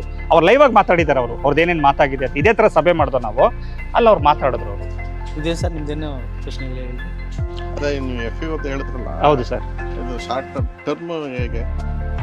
FPO ಅಂದ್ರೆ ಟರ್ಮ್ ಅಂದ್ರೆ ಲಾಂಗ್ ಟರ್ಮ್. ಇದು ಅಗ್ರಿಮೆಂಟ್ ಹಾಕಂತೀವಿ ಅಂತಲ್ಲ, ಅಗ್ರಿಮೆಂಟ್ 5 ವರ್ಷಕ್ಕೆ ಹಾಕ್ತೀವಿ ಸರ್ ನಾವು. ಮಿನಿಮಮ್ 3 ವರ್ಷ ಇರುತ್ತೆ. ಬೋರ್ವೆಲ್ಲು ಗಿರ್ವೆಲ್ ಎಲ್ಲ ಬೇಕು ಅಂದರೆ 5 ವರ್ಷ 7 ವರ್ಷ ಈ ಥರ ಆಗುತ್ತೆ. ಅಂದರೆ ಎಷ್ಟು ಜಾಸ್ತಿ ಎಕರೆ ಇರುತ್ತೋ, ಎಷ್ಟು ಜಾಸ್ತಿ ಇನ್ವೆಸ್ಟ್ ಮಾಡಬೇಕು, ಅದಕ್ಕೆ ಜಾಸ್ತಿ ಟರ್ಮ್ ಇರುತ್ತೆ ಆ ಥರ. ಸೊ ಇನ್ಸ್ಟೆಂಟ್ ಆಯಿತು ಅಂತ ಹೇಳಿದ್ರೆ ನನಗೇನು ಬೇಡಪ್ಪ, ನಾನು ಏನೋ ಬೆಳ್ಕೊಂಡು ಹೋಗ್ತೀರಾ ನೀವೇನು ಇನ್ವೆಸ್ಟ್ ಮಾಡಬೇಡಿ, ನನ್ನ ಹತ್ರನೇ ಬೋರ್ ಇದೆ, ನನ್ನ ಹತ್ರನೇ ಎಲ್ಲ ಇದೆ ಅಂದರೆ ಲೀಸ್ ಆಗ 1 ಕುಂಟೆ ಇದ್ರೂ ಸಾಕೋಣ, ಅರ್ಧ ಕುಂಟೆ ಇದ್ರೂ ಸಾಕೋಣ. ಅದನ್ನೇ ಮಾಡ್ತಿರೋದು ನೀವು. ನೋಡಿ ಅಣ್ಣ, ನಾನು ಹೇಳೋದು ನೋಡಿ, ಇಲ್ಲಿ ನಾನು ಹೇಳ್ತೀನಿ. ಇಲ್ಲಿ ಒಂದೇ ವಿಷಯ ಅಣ್ಣ, ನೀನು ಬೆಳೆಯುವಂಥದ್ದು, ಜನ ತಿನ್ನುವಂಥದ್ದು ಎಲ್ಲ ಆಗುತ್ತೆ. ನನ್ನ ಉದ್ದೇಶ ಇಲ್ಲಿ ಹೇಳ್ತೀನಿ ಕೇಳಿಸ್ಕೊಳ್ಳಿ. ಅಲ್ಲ ಒಂದೇ ವಿಷಯ ಅಣ್ಣ, ಒಂದ್ ನಿಮಿಷ ಹೇಳ್ಬಿಡ್ತೀನಿ ಕೇಳಿಸ್ಕೊಳ್ಳಿ. ನಮ್ಮ ಉದ್ದೇಶ ಏನು ಅಂತ ಹೇಳ್ತೀನಿ ಕೇಳಿ. ಅದುವೇ ನೀವು ತೆಕ್ಲು ಬಿಟ್ಟಿರ್ತೀರಿ ಗೊತ್ತಾ, ಬೆಳೀತಿಲ್ಲ ಇದು ಮರುಭೂಮಿ ಅಂತ. ಅದನ್ನು ಯಾಕೆ ಇದನ್ನು ಹೇಳ್ತೀನಿ ಕೇಳಿಸ್ಕೊಳ್ಳಿ. ನಾಳೆ ಅನ್ನ ತಿನ್ನೋಕೆ ನಮ್ಮ ಹತ್ರ ಇಲ್ಲ, ದಯವಿಟ್ಟು ಅರ್ಥ ಮಾಡ್ಕೊಳ್ಳಿ ಇದನ್ನ. ನಾಳೆ ಅನ್ನ ಇಲ್ಲ ನಮ್ಮ ಹತ್ರ, ನಾಳೆ ಇನ್ ದ ಸೆನ್ಸ್ ಇನ್ನು 10 ವರ್ಷ ಆದಮೇಲೆ ನಮ್ಗೆ ಊಟ ಸಿಕ್ಕಲ್ಲ. ಈಗ ಆಲ್ರೆಡಿ ಇದು UK ನಲ್ಲಾಗಿದೆ, US ಅಲ್ಲಾಗಿದೆ, ದೊಡ್ಡ ದೊಡ್ಡ ಪಾಶ್ಚಾತ್ಯ ರಾಷ್ಟ್ರದಲ್ಲಿ ದುಡ್ಡಿದೆ, ಸಿಕ್ಕಾಪಟ್ಟೆ ದುಡ್ಡಿದೆ, ಕೋಟ್ಯಾಂತರ ರೂಪಾಯಿ. ಅವ್ರಿಗೆ ತಿನ್ನಕ್ಕೆ ಆಹಾರ ಇಲ್ಲ. ಅವ್ರು ಹೆಂಗ್ ಬದುಕ್ತಿದ್ದಾರೆ ಅಂತ ಹೇಳ್ತಂದ್ರೆ ಮಾತ್ರೆಗಳ ಮೇಲೆ ಡಿಪೆಂಡ್ ಆಗಿ ಬದುಕ್ತಾ ಇದ್ದಾರೆ ಅವರು. ನಾಳೆ ರೈತರಿಲ್ಲ ಅಂದ್ರೆ, ರೈತರ ಸಂತತಿ ಕಡಿಮೆ ಆಯಿತು ಅಂತಂದ್ರೆ ನಾಳೆ ನಾವು ಹಿಂಗೆ ಬದುಕಬೇಕಾಗುತ್ತೆ. ಈಗ ಇಷ್ಟು ಜನ ಇದ್ದೀರಾ ಇಲ್ಲಿ ವಯಸ್ಸಾಗಿರೋರು, ಎಷ್ಟು ಜನ ಮಕ್ಕಳು ಇಲ್ಲೇ ಇದ್ಕೊಂಡು ವ್ಯವಸಾಯ ಮಾಡ್ತಿದ್ದಾರೆ ಹೇಳಿ? ಎಷ್ಟು ಜನ ಮಕ್ಕಳಿದ್ದಾರೆ ಹೇಳಿ? ಎಷ್ಟು ನಿಮ್ಮೂರಲ್ಲಿ ಎಷ್ಟು ಎಕರೆ ಇದೆ, ಅದರಲ್ಲಿ ಎಷ್ಟು ತೆಕ್ಲು ಬಿದ್ದಿದೆ ಅಂತ ಹೇಳಿ? ನಿಮ್ಮ ಹತ್ರ 10 ಎಕರೆ ಇತ್ತು ಅಂದ್ರೆ 2 ಎಕರೆ ಮಾಡ್ತಿರ್ತೀರಾ. ಪ್ರಾಬ್ಲಮ್ ಕೇಳಿದ್ರೆ ನಿಮ್ಮ ಹತ್ರ ಇರುವಷ್ಟು ಸ್ಟೇಟ್ಮೆಂಟ್ ಏನು ಗೊತ್ತಾ? ಲೇಬರ್ ಇಲ್ಲ ನನ್ನ ಹತ್ರ ಅಂತ ಹೇಳ್ತೀರಾ, ಸರಿಯಾದ ದುಡ್ಡಿಲ್ಲ ಅಂತ ಕೇಳ್ತೀರಾ, ನನಗೆ ದುಡ್ಡು ಕೊಡೋರು ಯಾರು ಇಲ್ಲ ಅಂತ. ಇದು ಬರಲ್ಲ, ಬೆಲೆ ಸಿಗಲ್ಲ ಅಂತ ಅರ್ಧ ಜನ ಬೆಳೆಯಲ್ಲ. ಬಸ್ ಈಗ ಬೆಳೆಯೋನ್ ನಾನು, ತಿನ್ನೋನ್ ಯಾರು? ಬೆಲೆ ಕಟ್ಟೋನ್ ಯಾರು? ಯಾಕೆ ಅಂದ್ರೆ ನಮ್ಮಲ್ಲಿ ಯೂನಿಟಿ ಇಲ್ಲ, ನಮ್ಮಲ್ಲಿ ಒಗ್ಗಟ್ಟಿಲ್ಲ. ಒಂದೇ ಜಾಗದಲ್ಲಿ ನಾನು ಹೇಳ್ತೀನಿ ಕೇಳ್ಕೊಂಡು, 40 ಎಕರೆಗೆ 2 ಬೋರ್ವೆಲ್ ಸಾಕು, 2 ಬೋರ್ವೆಲ್ ಸಾಕು. 40 ಎಕರೆ ಜಮೀನಿಗೆ 2 ಬೋರ್ವೆಲ್ ಸಾಕು. ಆದ್ರೆ 40 ಎಕರೆಗೆ ನಾವು 8 ಬೋರ್ವೆಲ್ ಹಾಕಿರ್ತೀವಿ. ನಂದು 2 ಎಕರೆಗೆ ನನ್ನ ಬೋರ್ವೆಲ್ಲು, ನಂದು 4 ಎಕರೆಗೆ ನನ್ನ ಬೋರ್ವೆಲ್ಲು, ಇದು ಏನಾಗ್ತಾ ಇದೆ ಅಂತ ಹೇಳಿದ್ರೆ, ಒಂದು ಇಲ್ಲಿ ಅಂತರ್ಜಲ ವೇಸ್ಟ್ ಆಗ್ತಿದೆ, 2 ಇವ್ರು ನೀರು ಬಿಡ್ತಾರಲ್ಲ, ಬೆಳೆನೂ ನಾಶ ಆಗ್ತಾ ಇದೆ. ಬೆಳೆಗೆ ಇಷ್ಟೇ ಬೆಲೆ, ಇಷ್ಟೇ ನೀರು ಬೇಕು ಅಂತ ಇರ್ತದೆ, ಅದಕ್ಕಿಂತ ಜಾಸ್ತಿ ಆಗೋಯ್ತು ಅಂತ ಅದು ನಾಶ ಆಗುತ್ತೆ. ಸೊ ಇವಾಗ ಏನು ಮಾಡ್ತಿದ್ದೀವಿ ನಾವು, ನೀವು ಅಬ್ಸರ್ವ್ ಮಾಡಿರ್ಬೋದು, ಚೈನಾದಲ್ಲೆಲ್ಲ ಕೃಷಿ ಎನ್ನುವಂಥದ್ದು ಒಂದು ದೊಡ್ಡ ಇದಾಗಿದೆ, ಅವ್ರ ಇಂಡಸ್ಟ್ರಿ ಆಗಿದೆ ಸರ್. ಅದನ್ನೇ ನಾವು ಮಾಡಿಕೊಟ್ಟಿರುವಂಥದ್ದು. ಇವತ್ತು ಅಗ್ರಿಸಿಸ್ ನೆಟ್ ಅಂತ ಹೇಳಿದ್ರೆ ನೋಡಿ, ಅಗ್ರಿಸಿಸ್ ನೆಟ್ ಅಂತ ಹೆಸರಿಟ್ಟಿದ್ದೀನಿ. ಅಗ್ರಿಕಲ್ಚರ್ನ ಒಂದು ಸಿಸ್ಟಮ್ಯಾಟಿಕ್ ವೇನಲ್ಲಿ ತಂದು ಟೆಕ್ನಾಲಜಿ ಯೂಸ್ ಮಾಡಿ ಒಂದು ದೊಡ್ಡ ನೆಟ್ವರ್ಕ್ನ ಕ್ರಿಯೇಟ್ ಮಾಡಬೇಕು ಅನ್ನುವಂಥದ್ದೇ ಅಗ್ರಿಸಿಸ್ ನೆಟ್ ಉದ್ದೇಶ. ಇದಕ್ಕೆ ಅಂತ ಸರಿಸುಮಾರು ಒಂದು 20-25 ಕೋಟಿ ಕಳ್ಕೊಬಿಟ್ಟಿದೆ ನನ್ನ ಲೈಫಲ್ಲಿ. ನಾನು ಇದನ್ನ R&D ಮಾಡಿ, ನೀವು ನನ್ನ ಹಳೆ ವಿಡಿಯೋಗಳನ್ನೆಲ್ಲ ನೋಡ್ತು ಅಂತಂದ್ರೆ ನಾನು ಡ್ರೋನ್ ಹೊಡಿತೀನಿ ಅಂತ ಬಂದಿದ್ದೆ, ಡ್ರೋನ್ನೆಲ್ಲ ಮಾಡಿಸ್ದೆ. ಅದಕ್ಕೆ ಸುಮ್ಮನೆ ಕೈಯಿಂದ ಖರ್ಚಾಯಿತು ದುಡ್ಡು. ಈಗ ಅನ್ನ ಕೇಳಿದ್ರಲ್ಲ, ಆ ಥರ ಎಲ್ಲ ಡೌಟು. ಯಾಕೆಂದರೆ ನೀವು ಕೇಳ್ತಿರೋದ್ರಲ್ಲಿ ತಪ್ಪೇ ಇಲ್ಲ, ಡೌಟು. ಯಾಕೆಂದರೆ ಅಷ್ಟು ಜನ ಮೋಸ ಮಾಡಿದ್ದಾರೆ ರೈತರಿಗೆ. ಏನೋ ಮಾಡ್ತೀವಿ, ಅದು ಮಾಡ್ತೀವಿ, ಇದು ಮಾಡ್ತೀವಿ, ಹಂಗೆ ಮಾಡ್ತೀವಿ, ಹಿಂಗೆ ಮಾಡ್ತೀವಿ ಅಂತ ಅಂದ್ಬಿಟ್ಟು ನೀವು ನಂಬಲ್ಲ. ಅದ್ರ ಹೆಸರು ಹೇಳೋದು ಬೇಡ, ಎಲ್ಲರಿಗೂ ಹೆಸರು ಅರ್ಥ ಆಗುತ್ತೆ. ದೊಡ್ಡ ಸಂಸ್ಥೆ ಅದು. ಅವ್ರು ಬಂದ್ಬಿಟ್ಟು ನಾವು ನಿಮ್ಮ ಹತ್ರ ಎಲ್ಲ ಮೆಟೀರಿಯಲ್ ತಗೊಳ್ತೀವಿ, ನಾವು ಡೈರೆಕ್ಟಾಗಿ ಬಂದು ತಗೊಳ್ತೀವಿ ಅಂತ ಅಂದ್ಬಿಟ್ಟು ತಗೊಂಡು ದೊಡ್ಡ ಮಾಫಿಯಾ ಮಾಡ್ಬಿಟ್ಟು ಹೋಗಿದ್ದಾರೆ ಇವತ್ತು. ರೈತರ ಹತ್ರ ಫಸ್ಟ್ ಕ್ವಾಲಿಟಿ ಮಾತ್ರ ತಗೊಳ್ಳುವಂಥದ್ದು, ಬೇಡದೇ ಇರುವಂಥದ್ದನ್ನೆಲ್ಲ ಬಿಸಾಕಿ ರೈತ ಈ ಕಡೆಗೆ ಅದನ್ನ ಫಸ್ಟ್ ಕ್ವಾಲಿಟಿ ಇಟ್ಕೊಂಡು ದೊಡ್ಡದಾಗಿ ಮಾರೋಕ್ಕೂ ಆಗಲ್ಲ, ಈ ಸೆಕೆಂಡ್ ಕ್ವಾಲಿಟಿ ತಗೊಂಡು ದಲ್ಲಾಳಿ ಕೊಡೋಕ್ಕೂ ಆಗಲ್ಲ. ಅದನ್ನ ವೇಸ್ಟ್ ಮಾಡುವಂಥ ಪರಿಸ್ಥಿತಿ ಎಲ್ಲ ಬಂದದ್ದಂಥದ್ದು ಇತಿಹಾಸ ಕೇಳಿದ್ದೀರಾ ನೀವೆಲ್ಲರೂ. ಇನ್ನು ಮುಂದೆ ಆ ಥರ ಆಗಬಾರ್ದು ಅನ್ನುವಂಥ ಉದ್ದೇಶದಿಂದ ನಾವು ಈ ಸಂಸ್ಥೆನ ಕಟ್ಟಿದ್ದೀವಿ. ನನ್ನನ್ನು ನಂಬಿ ನಾನೇನೋ ಹೇಳ್ತಿದ್ದೀನಿ ಇದನ್ನು ಕೇಳಿ ಅಂತ ನಾನು ಯಾವುದೇ ಕಾರಣಕ್ಕೂ ಹೇಳಲ್ಲ. ನಾನು ನಿಮಗೆ ಹೇಳ್ತಿರೋದು ಇಷ್ಟೇನೆ, ಇಲ್ಲಿಂದ ವ್ಯಾಪಾರ ಶುರು ಮಾಡೋಣ. ವ್ಯಾಪಾರ ಏನು? ನೀವು ಬೆಳೀತಿರುವಂಥ ವ್ಯಾಪಾರನ ನಾನು ತಗೊಂಡೋಗ್ತೀನಿ. ತೆಂಗಿನಕಾಯಿ ಬೆಳೆದಿದ್ದೀರಾ, ಕೊಡಿ ನನಗೆ, ಒಳ್ಳೆ ರೇಟ್ ಕೊಟ್ಟು ತಗೊಂಡೋಗ್ತೀನಿ. ಸೊಪ್ಪು ಸೌತೆಕಾಯಿ ಬೆಳೆದಿದ್ದೀರಾ, ತಗೊಂಡೋಗ್ತೀನಿ. ತುಳಸಿ ಬೆಳೆದಿದ್ದೀರಾ, ತಗೊಂಡೋಗ್ತೀನಿ. ಮಿಂಟ್ ಬೆಳೆದಿದ್ದೀರಾ, ತಗೊಂಡೋಗ್ತೀನಿ. ಬೇಬಿಕಾನ್ ಬೆಳೆದಿದ್ದೀರಾ, ತಗೊಂಡೋಗ್ತೀನಿ. ನಾನು ಮಾರುವಂಥದ್ದು ಕೂಡ ನೀವು ನೋಡ್ತಾ ಹೋಗ್ತೀರಾ ನನ್ನ ವಿಡಿಯೋದಲ್ಲಿ, ಎಲ್ಲೆಲ್ಲಿ ಮಾರ್ತೀನಿ, ಹೇಗೆ ಮಾರ್ತೀನಿ ಅಂದ್ಬಿಟ್ಟು. ಇರುವಂಥ ಎಕ್ಸಿಸ್ಟಿಂಗ್ ಚಾನಲ್ನ ಹೊಡೆದಾಕಲ್ಲ. ನೀವು ತಪ್ಪು ತಿಳ್ಕೊಂಡಿದ್ದೀರಾ. ಇನ್ನೊಂದು, ದಲ್ಲಾಳಿಗಳು ರೇಟ್ ಫಿಕ್ಸ್ ಮಾಡ್ತಿದ್ದಾರೆ. ಯಾಕೆ ಅಂದರೆ ನಮ್ಮಲ್ಲಿ ಇಲ್ಲದೆ ಇರುವಂಥ ಯೂನಿಟಿನ ನೋಡ್ಕೊಂಡು ಅವ್ರು ರೇಟ್ ಫಿಕ್ಸ್ ಮಾಡ್ತಿದ್ದಾರೆ. ಆದರೆ ದಲ್ಲಾಳಿಗಳು ಇಲ್ಲ ಅಂತಂದ್ರೆ ಅದು ನೆಕ್ಸ್ಟ್ ಲೆವೆಲ್ ಪಾಸೇ ಆಗಲ್ಲ. ದಲ್ಲಾಳಿನ ನಾನೇನು ಪ್ಲಾನ್ ಮಾಡಿದ್ದೀನಿ ಅಂದರೆ ಡಿಸ್ಟ್ರಿಬ್ಯೂಟರ್ಸ್ ಅಂತ ಪ್ಲಾನ್ ಮಾಡಿದ್ದೀನಿ. ನಾಳೆ ಅದು ಕಾರ್ಪೊರೇಟ್ ಸ್ಟೈಲಲ್ಲಿ ಬರ್ತದೆ. ಅಂದರೆ ಒಂದು ರೇಟು ಹಳ್ಳಿನಲ್ಲಿ ಫಿಕ್ಸ್ ಆಗುತ್ತೆ. ಈಗ ನಾವೇನು ಮಾಡ್ತಿದ್ದೀವಿ, ನಮ್ಮ ಸಂಸ್ಥೆಯಿಂದ ನಾವು ಇಷ್ಟು ಕ್ರಾಪ್ಗೆ ಇಷ್ಟು ಅಂತ ಫಿಕ್ಸ್ ಮಾಡ್ತಿದ್ವಿ. ಇದು ಕಾಸ್ಟಿಂಗು. ಈ ಕಾಸ್ಟಿಂಗಲ್ಲಿ ನಮ್ಗೆ ಎಷ್ಟು ನಾನು ಹೇಳಿದ್ದೀನಲ್ವಾ, ಇಷ್ಟು ಪ್ರಾಫಿಟ್ ಬರಲೇಬೇಕು ನನಗೆ. ಯಾಕೆ ಹೇಳಿ, ನಾನು ನಿಮಗೂ ಹಂಚಬೇಕು, ಇನ್ವೆಸ್ಟ್ರಿಗೂ ಹಂಚಬೇಕು, ನಾನು ತಗೋಬೇಕು. ಸೊ ಇಷ್ಟು ರೇಟ್ ಆದಮೇಲಿಂದ ಮಾರಾಟ. ನೀ ದಲ್ಲಾಳಿ ತಗೊಳ್ತೀಯಾ, ತಗಪ್ಪ. ಇಲ್ಲ ನಂತರ ಹೋಲ್ಸೇಲ್ ಚಾನಲ್ ಐತೆ, ಹೋಲ್ಸೇಲಲ್ಲಿ ಮಾರ್ತೀನಿ. ಅಲ್ಲಿಲ್ವಾ ರಿಟೇಲಲ್ಲಿ ಮಾರ್ತೀನಿ. ಅಲ್ಲೂ ಇಲ್ವಾ ಕನ್ಸ್ಯೂಮರ್ಗೆ ಮಾರ್ತೀನಿ ನಾನು. ಇವತ್ತು ಬ್ಲಿಂಕಿಟ್ಟು, ಸ್ವೀಟ್, ಇನ್ಸ್ಟಾಮಾರ್ಟು ಅಂತೆಲ್ಲ ಇದೆಯಲ್ಲ, ಅದೇ ಫಾರ್ಮೆಟಲ್ಲಿ ನಾನು ಮಾಡ್ತೀನಿ. ಡಾರ್ಕ್ ರೂಮ್ ಕಾನ್ಸೆಪ್ಟಲ್ಲಿ ಮಾಡ್ತಾ ಹೋಗ್ತೀನಿ. ಸರ್ ಇವತ್ತಿಂದ ಇಲ್ಲ ಸರ್ ಅದಕ್ಕೆ ಹೇಳ್ತೀನಿ. ಲಾಸ್ ಅನ್ನುವಂಥದ್ದು ಆಗಲೇಬಾರ್ದು ಅನ್ನೋದಕ್ಕೆ ನಾನೇನು ಮಾಡ್ತಿದ್ದೀನಿ, ಕ್ರಾಪ್ ಇನ್ಶೂರೆನ್ಸ್ ಮಾಡಿಸ್ತಾ ಇದ್ದೀನಿ. ಕ್ರಾಪ್ ಇನ್ಶೂರೆನ್ಸ್ ಎಲ್ಲ ಪ್ರತಿಯೊಂದನ್ನು ಕ್ರಾಪ್ ಇನ್ಶೂರೆನ್ಸ್, ಅದನ್ನು ಕೂಡ ಕಾಸ್ಟಿಂಗ್ ಸೇರಿಸ್ತೀನಿ ನಾನು. ಕ್ರಾಪ್ ಇನ್ಶೂರೆನ್ಸ್ ಇರೋದ್ರಿಂದ ಇನ್ವೆಸ್ಟರ್ಗೆ ಲಾಸ್ ಆಗಲ್ಲ, ಸರಿ ಆದಾಯ ಬರದೇ ಇರ್ಬೋದು. ಆಮೇಲೆ ನಾನು ಬೆಳೆಯುವಂಥದ್ದು ಹೆಂಗೆ ಅಂತ ಹೇಳಿದ್ರೆ, ನೀವೀಗ ಹೆಂಗೆ ಬೆಳೀತಿದ್ರಿ, ನಾನಿಲ್ಲಿ ಎಲ್ಲರೂ ತುಳಸಿ ಬೆಳೀತಿದ್ದಾರೆ ಅಂದರೆ ತುಳಸಿ, ಸೌತೆಕಾಯಿ ಬೆಳೀತಿದ್ರೆ ಸೌತೆಕಾಯಿ, ಬೇಬಿಕಾನ್ ಬೆಳೀತಿದ್ರೆ ಬೇಬಿಕಾನು. ನಾನು ಹಂಗಲ್ಲ. ಈಗ ನೀವು ನನ್ನ ಹತ್ರ 40 ಎಕರೆ ಜಮೀನ ನೀವು ನನ್ನ ಜೊತೆ ಕೊಲಾಬ್ರೇಟ್ ಆಗಿದ್ದೀರಾ. ನಾನು ಸ್ಟೆಪ್ ಬೈ ಸ್ಟೆಪ್ ಮಾಡ್ಕೊಂಡು ಹೋಗ್ತೀನಿ. ಈ ಭೂಮಿನಲ್ಲಿ ನಾನು ಮೆಣಸಿಕಾಯಿ ಬೆಳಿಬೋದು ಅಂತಂದರೆ ಇದನ್ನು ಒಂದಷ್ಟು ಕುಂಟೆಗೆ ಹಾಕ್ತೀನಿ, ಈ ಭೂಮಿನಲ್ಲಿ ಟೊಮೊಟೊ ಒಂದಷ್ಟು ಕುಂಟೆಗೆ ಹಾಕ್ತೀನಿ, ಇದೊಂದಷ್ಟು ಕುಂಟೆಗೆ ಹಾಕ್ತೀನಿ. ಮಿಕ್ಸ್ ಮಾಡಿ ಸ್ಟೆಪ್ ಬೈ ಸ್ಟೆಪ್ ಮಾಡ್ತೀನಿ. ಅಂದರೆ ಹಾರ್ವೆಸ್ಟಿಂಗು ಯಾವಾಗಲೂ ಕೂಡ ನಮ್ಗೆ ಹೆಂಗೆ ಆಗಬೇಕು ಅಂತ ಹೇಳಿದ್ರೆ, ದಿನಾ ಕೆಲಸ ಇರಬೇಕು. ಇವತ್ತು ಮೆಣಸಿಕಾಯಿ ಹೋಗ್ತಿದೆ ಅಂತ ಹೇಳಿದ್ರೆ ನಾಳೆ ಟೊಮೊಟೊ ಹೋಗ್ತಾ ಇದೆ, ನಾಳೆ ಇದಕ್ಕೆ ಇಳ್ತಾ ಇರ್ತಾರೆ. ಈ ತರ ನಾವೇನ್ ಬಂದ್ರೆ ಸ್ಟೆಪ್ ಬೈ ಸ್ಟೆಪ್ ನಾವು ಮಾಡ್ಕೊಬರೋದ್ರಿಂದ ಏನಾಗುತ್ತೆ ಅಂದ್ರೆ ಇಲ್ಲಿರುವಂತ ಇವ್ರಿಗೆ ಕೊಡ್ಬೇಕು ಅಂತ. ನಂದು ಇನ್ನೊಂದು ಕನಸಿದೆ, ಅದು ಎಷ್ಟು ಪೂರಕ ಆಗುತ್ತೋ ಮಾರಕ್ಕಾಗುತ್ತೋ ನನಗೆ ಗೊತ್ತಿಲ್ಲ. ರೈತರಿಗೆ ವೇಜಸ್ ಅನ್ನುವಂಥದ್ದು, ಕೂಲಿ ಅನ್ನುವಂಥದ್ದನ್ನ ಕಡ್ದಾಕ್ಬೇಕು, ಸಂಬಳ ಅನ್ನುವಂಥದ್ದು ಬರಬೇಕು ಅಂತ. ಸಂಬಳ ಅನ್ನುವಂಥದ್ದು ಬಂದಾಗ ಏನಾಗುತ್ತೆ ಗೊತ್ತಾ, ಈ ಮಕ್ಕಳು ನೆಕ್ಸ್ಟ್ ಜನರೇಷನ್ ಮಕ್ಕಳೆಲ್ಲ ಬೆಂಗಳೂರಿಗೆ ಹೋಗಿದಾರಲ್ಲ, 20,000 ರೂಪಾಯಿ ನನಗೆ ಕ್ಯಾಬಲ್ಲಿ ಕೊಡ್ತಾರೆ, 15,000 ರೂಪಾಯಿ ನನಗೆ ಗಾರ್ಮೆಂಟ್ಸಲ್ಲಿ ಕೊಡ್ತಾರೆ ಸಂಬಳ ಅನ್ನುವಂಥದ್ದು, ಅವರೆಲ್ಲ ಇಲ್ಲೇ ಉಳ್ಕೊಳ್ತಾರೆ. ಅದೇ ಸಂಬಳ ಇಲ್ಲಿ ಬಂದಾಗ 10,000 ರೂಪಾಯಿ ಅಂದ್ರೆ 3 ಲಕ್ಷ ರೂಪಾಯಿ ತನಕ ಸಂಬಳ ಇದೆ. ಅವ್ರವ್ರ ಟ್ಯಾಲೆಂಟ್, ರೈತರಿಗೆ ಅವ್ನ ವಿದ್ಯಾಭ್ಯಾಸ ಬೇಡ, ಅವ್ನ ಟ್ಯಾಲೆಂಟ್ ಇದ್ರೆ ಸಾಕು. ಆ ಟ್ಯಾಲೆಂಟ್ನ ಐಡೆಂಟಿಫೈ ಮಾಡೋದಕ್ಕೆ GKVK ನಾವು ದೊಡ್ಡ ಡಾಕ್ಟರ್ಸ್ ಇರ್ತಾರಲ್ಲ, BSc ಅಗ್ರಿ MSc ಅಗ್ರಿ ಮಾಡಿರುವಂಥವ್ರು, ಅವರು ಅವ್ನ ಟ್ಯಾಲೆಂಟ್ನ ನೋಡ್ತಾರೆ. ಈಗ ಒಬ್ಬ ರೈತ ಇರ್ತಾರೆ, ಈ ಅಣ್ಣ ಇರ್ತಾರೆ, ಇವ್ರಿಗೆ ಎಷ್ಟು ಟ್ಯಾಲೆಂಟ್ ಇರುತ್ತೆ ಅಂತಂದ್ರೆ 40 ಎಕರೆ ಜಮೀನಲ್ಲಿ ನಾನು ಏನೇನು ಕೆಲಸ ಮಾಡಿಸ್ಬೋದು, ಭೂಮಿ ನೋಡ್ತಾನೆ ಹೇಳ್ತಾ ಇರ್ತಾರೆ. ಅದನ್ನ ಅವ್ರು ಐಡೆಂಟಿಫೈ ಮಾಡ್ತು ಅಂದ್ರೆ ಈ ಅಪ್ಪನ ನಾನು 50,000 ರೂಪಾಯಿ ಸಂಬಳ ಕೊಡ್ತೀನಿ. ಇವ್ರೀಗ 40 ಎಕರೆ ನೋಡ್ಕೋಬೇಕು. ಇವರು 8 ಅವರ್ ಡ್ಯೂಟಿ, ಕಾರ್ಪೊರೇಟ್ ಆಫೀಸ್ ತರ ಬರಬೇಕು ಆಫೀಸ್ಗೆ, ಅಲ್ಲಿ ನಾವು ಎಲ್ಲಿ ಮಾರ್ಕ್ ಮಾಡಿರ್ತೀವೋ ಅಲ್ಲಿ ಇದು ಮಾಡಬೇಕು, ಒಳಗಡೆ ಹೋಗ್ಬೇಕು, ಮಾಡ್ಕೊಬರ್ಬೇಕು. ನಾವೊಂದು ಮಾಡೆಲ್ನ ಮಾಡ್ತಾ ಇದೀವಿ ನಾವು ಇದರಲ್ಲಿ. ಯಾವುದರಲ್ಲಿ ನೆಕ್ಸ್ಟ್ ವೀಕ್ ಸೈನ್ ಆಗ್ತಾ ಇದೆ. ಚಿತ್ರದುರ್ಗದ ಹತ್ರ ಹಿರಿಯೂರು ತಾಲೂಕಲ್ಲಿ ಒಂದು ಕಡೆ 25 ಎಕರೆ ಜಮೀನು, ಒಂದು ಫ್ಲಾಟ್ ಕೊಟ್ಟಿದ್ದಾರೆ ಅವರು. ಅವ್ರು ಹೇಳಿದ್ರು, ಸರ್ ನಾನು ಈ ವರ್ಷ ಅಂದರೆ ನೆಕ್ಸ್ಟ್ ವರ್ಷ 2 ವರ್ಷ ನಾನು ಆದಾಯ ಮಾಡ್ತು ಅಂದರೆ 2 ವರ್ಷ ನಾನು ಬೆಳೆದಾದ್ಮೇಲೆ, ದಾಳಿಂಬೆ ಬೆಳೆದಾದ್ಮೇಲೆ ನನಗೆ 50 ಲಕ್ಷ ರೂಪಾಯಿ ಲಾಭ ಬರುತ್ತೆ ಅಂತ ಹೇಳಿದ್ರು. ನೀವು ನಂಬಲ್ಲ, ನಾನು ಹೇಳಿದೆ 25 ಎಕರೆನೆಲ್ಲ 5 ಎಕರೆ ಫ್ಲಾಟ್ನ ಏನು ಬೆಳೆಯೋದು ಬೇಡ ಸರ್, ಅದನ್ನ ನಾನು ಹೇಳ್ದಂಗೆ ಕೇಳಿ ಅಂತ ಹೇಳಿದೆ. ಆಯಿತು ಸರ್ ಅಂತ ಒಪ್ಕೊಂಡ್ರು. ಅಲ್ಲಿಗೆ ನಾನು ಬೇರೆ ಹರ್ಬ್ಸ್ಗಳನ್ನ ಬೆಳೆಸ್ತಾ ಇದ್ದೀನಿ. 15 ದಿನದ್ದು ಹರ್ಬ್ಸ್ ಬೆಳೆಸ್ತೀನಿ, 45 ದಿನದ ಬೆಳೆಸ್ತೀನಿ, 50 ದಿನದ ಬೆಳೆಸ್ತೀನಿ. ಟೊಮೊಟೊ ಎಲ್ಲ ಬೆಳೆದಿದ್ದಾರೆ ಚೆನ್ನಾಗಿ, ಹೂವು ಎಲ್ಲ ಬೆಳೆದಿದ್ದಾರೆ ಅವರಲ್ಲಿ. ಅದನ್ನೆಲ್ಲ ಬೆಳೆದು ನೀವು ನಂಬಲ್ಲ, ನಾನು ಕ್ಯಾಲ್ಕುಲೇಷನ್ ಬರೆದು ಕೊಟ್ಟೆ. ನಾನು ನಿನ್ನೆ 2 ಅವರ್ ಮೀಟಿಂಗ್ ಇತ್ತು ಅವ್ರದ್ದು ನಂದು. 5 ಕೋಟಿ ರೂಪಾಯಿ ಲಾಭ ಆಗುತ್ತೆ 2 ವರ್ಷಕ್ಕೆ, ಅಂದರೆ 25 ಎಕರೆ ಜಮೀನಲ್ಲಿ. ಅವ್ರಿಗೆ ಆಶ್ಚರ್ಯ ಆಯಿತು. ಸರ್ ನಾನು ಬರೀ ಇಷ್ಟೇ ಮಾಡ್ತೀನಿ. ನಾನು ಹೇಳಿದೆ, ಸರ್ ಭೂಮಿ ಅನ್ನುವಂಥ ಚಿನ್ನ ಸರ್, ಈ ಚಿನ್ನನ ನಾನು ಯಾವ್ದು ಮುಟ್ಟೆ ಬಿಟ್ಟಿದ್ದೀವಿ. ಇವ್ರು ಹೇಳಿದ್ರಲ್ವಾ ಯೂಸ್ ಆಗದಿರೋಂಥ ಭೂಮಿ ಅಂತ ಅಂದ್ಬಿಟ್ಟು, ಅದು ಫಲವತ್ತತೆಗೆ ಹೆಸರಾಗಿರುವಂಥ ಭೂಮಿ. ಅಲ್ಲಿ ಏನೂ ಆಗಲ್ಲ ಅಂದ್ಕೊಳ್ಳಿ, ನಾನು ಕುರಿ ಸಾಕಾಣಿಕೆ ಮಾಡ್ತೀನಿ. ಕುರಿಗೆ ಎಷ್ಟು ಡಿಮ್ಯಾಂಡ್ ಇದೆ ಗೊತ್ತಾ? ನಾವು ಕುರಿದ್ನ ನಾವು ನೆನ್ನೆ ಮಾತಾಡ್ಕೊ ಬಂದಿದ್ದೀವಿ. ಇವತ್ತು ನಿಮ್ಮ ಕಾಲದಲ್ಲಿ ಅಥವಾ ನಮ್ಮ 90s ಕೋಳಿ ಮಾಂಸ ಜಾಸ್ತಿ ರೇಟ್ ಇತ್ತು, ಕುರಿ ಮಾಂಸ ಕಡಿಮೆ ಇತ್ತು. ಗೊತ್ತಿದೆಯಾ ನಿಮಗೆ? ಇವಾಗ ಕುರಿ ಮಾಂಸ ಅಥವಾ ಆಡಿನ ಮಾಂಸ 1,200 ರೂಪಾಯಿ 1,000 ರೂಪಾಯಿ ಅಂತ ಹೇಳ್ತಾ ಇದ್ದಾರೆ. ಯಾಕೆ? ಅದ್ರ ಸಂತತಿ ಕಡಿಮೆ ಆಗ್ತಾ ಇದೆ. ಸೊ ಅದು ತುಂಬ ಡಿಮ್ಯಾಂಡ್ ಇದೆ ಸಿಟಿಗಳಲ್ಲಿ. ಮಟನ್ ಅಂತೂ ಅಂದರೆ ಮೀಟ್ ಅಂತಂದರೆ ತುಂಬ ಡಿಮ್ಯಾಂಡ್ ಇದೆ. ಸೊ ಇದನ್ನೆಲ್ಲ ಬೆಳೆಸುವಂಥದ್ದು. ಮತ್ತು ನಾವು ಹುಂಡ ಮಾಡಿಬಿಟ್ಟು ಅದರಲ್ಲಿ ಮೀನು ಕೃಷಿ ಬೆಳೆಯುವಂಥದ್ದು. ಈಗ ನಿಮ್ಮನ್ನೇ 40 ಜನ ಕೊಟ್ಟಿದ್ದೀರಾ, 40 ಜನದ್ದು ಈಗ ಡಿವೈಡ್ ಆಯ್ತದೆ. ಅಲ್ಲಿ ಬೋರ್ವೆಲ್, ನಾನು 2 ಬೋರ್ವೆಲ್ಲಿಂದ ನೀರನ್ನ ತುಂಬಿಸ್ತೀನಿ. ನೀರು ತುಂಬಿಕೊಳ್ಳುತ್ತೆ, ಒಂದು ಕೆರೆ ಕಟ್ಟೆ ಥರ ಆಗುತ್ತೆ. ಅಲ್ಲಿ ನಾನು ಮೀನು ಬಿಟ್ಟಿರ್ತೀನಿ, ಲಕ್ಷಾಂತರ ಮೀನು ಬಿಟ್ಟಿರ್ತೀನಿ. ಅದನ್ನ ನಾನು ಮಾರಾಟ ಮಾಡ್ತೀನಿ. ಅದು ಕೂಡ ಇವರೆಲ್ಲರಿಗೂ ಡಿವೈಡ್ ಆಗ್ತಾ ಹೋಗುತ್ತೆ ಪ್ರಾಫಿಟ್. ಅದನ್ನ ನಿಮ್ಗೆ ಗೆಸ್ಸೇ ಇಲ್ದಿರುವಂಥದ್ರಲ್ಲೆಲ್ಲ ಪ್ರಾಫಿಟ್ ಬರೋದಕ್ಕೆ ಏನು ಮಾಡ್ಬೋದು ಅದನ್ನು ಮಾಡ್ತಾ ಹೋಗ್ತೀವಿ. ಸೊ ನಿಮ್ದೇನಾದ್ರೂ ಇದಿದ್ರೆ, ಸಮಸ್ಯೆಗಳಿದ್ರೆ ನೀವು ಹೇಳ್ಬೋದು, ಅಥವಾ ನಾವು ಮಾತಾಡಿದ್ರಲ್ಲಿ ಏನಾದ್ರು ತಪ್ಪಿದ್ರು ನೀವು ಹೇಳ್ಬೋದು, ನಾವು ತಿದ್ಕೊಳ್ತೀವಿ. ದಯವಿಟ್ಟು ಮೈಕ್ ಇದೆ ಇಲ್ಲಿ, ಯಾರಾದ್ರೂ ಹಿಡ್ಕೊಂಡು ಮಾತಾಡಿದ್ರೆ ಮಾತಾಡಿ. ಅಣ್ಣ ಮಾತಾಡಿ ಅಣ್ಣ. ಅಲ್ಲ ಮಾತಾಡ್ತೀರ ಅಲ್ಲ, ನಿಮ್ಗೆ ಏನ್ ಅನ್ಸುತ್ತೆ ಅದು ಹೇಳಿ. ನಾವ್ ಹೇಳಿ ಕರೆಕ್ಟ್ ಇದೆಯಾ ತಪ್ಪಿದೆಯಾ ಅದನ್ನಾದ್ರೂ ಹೇಳಿ.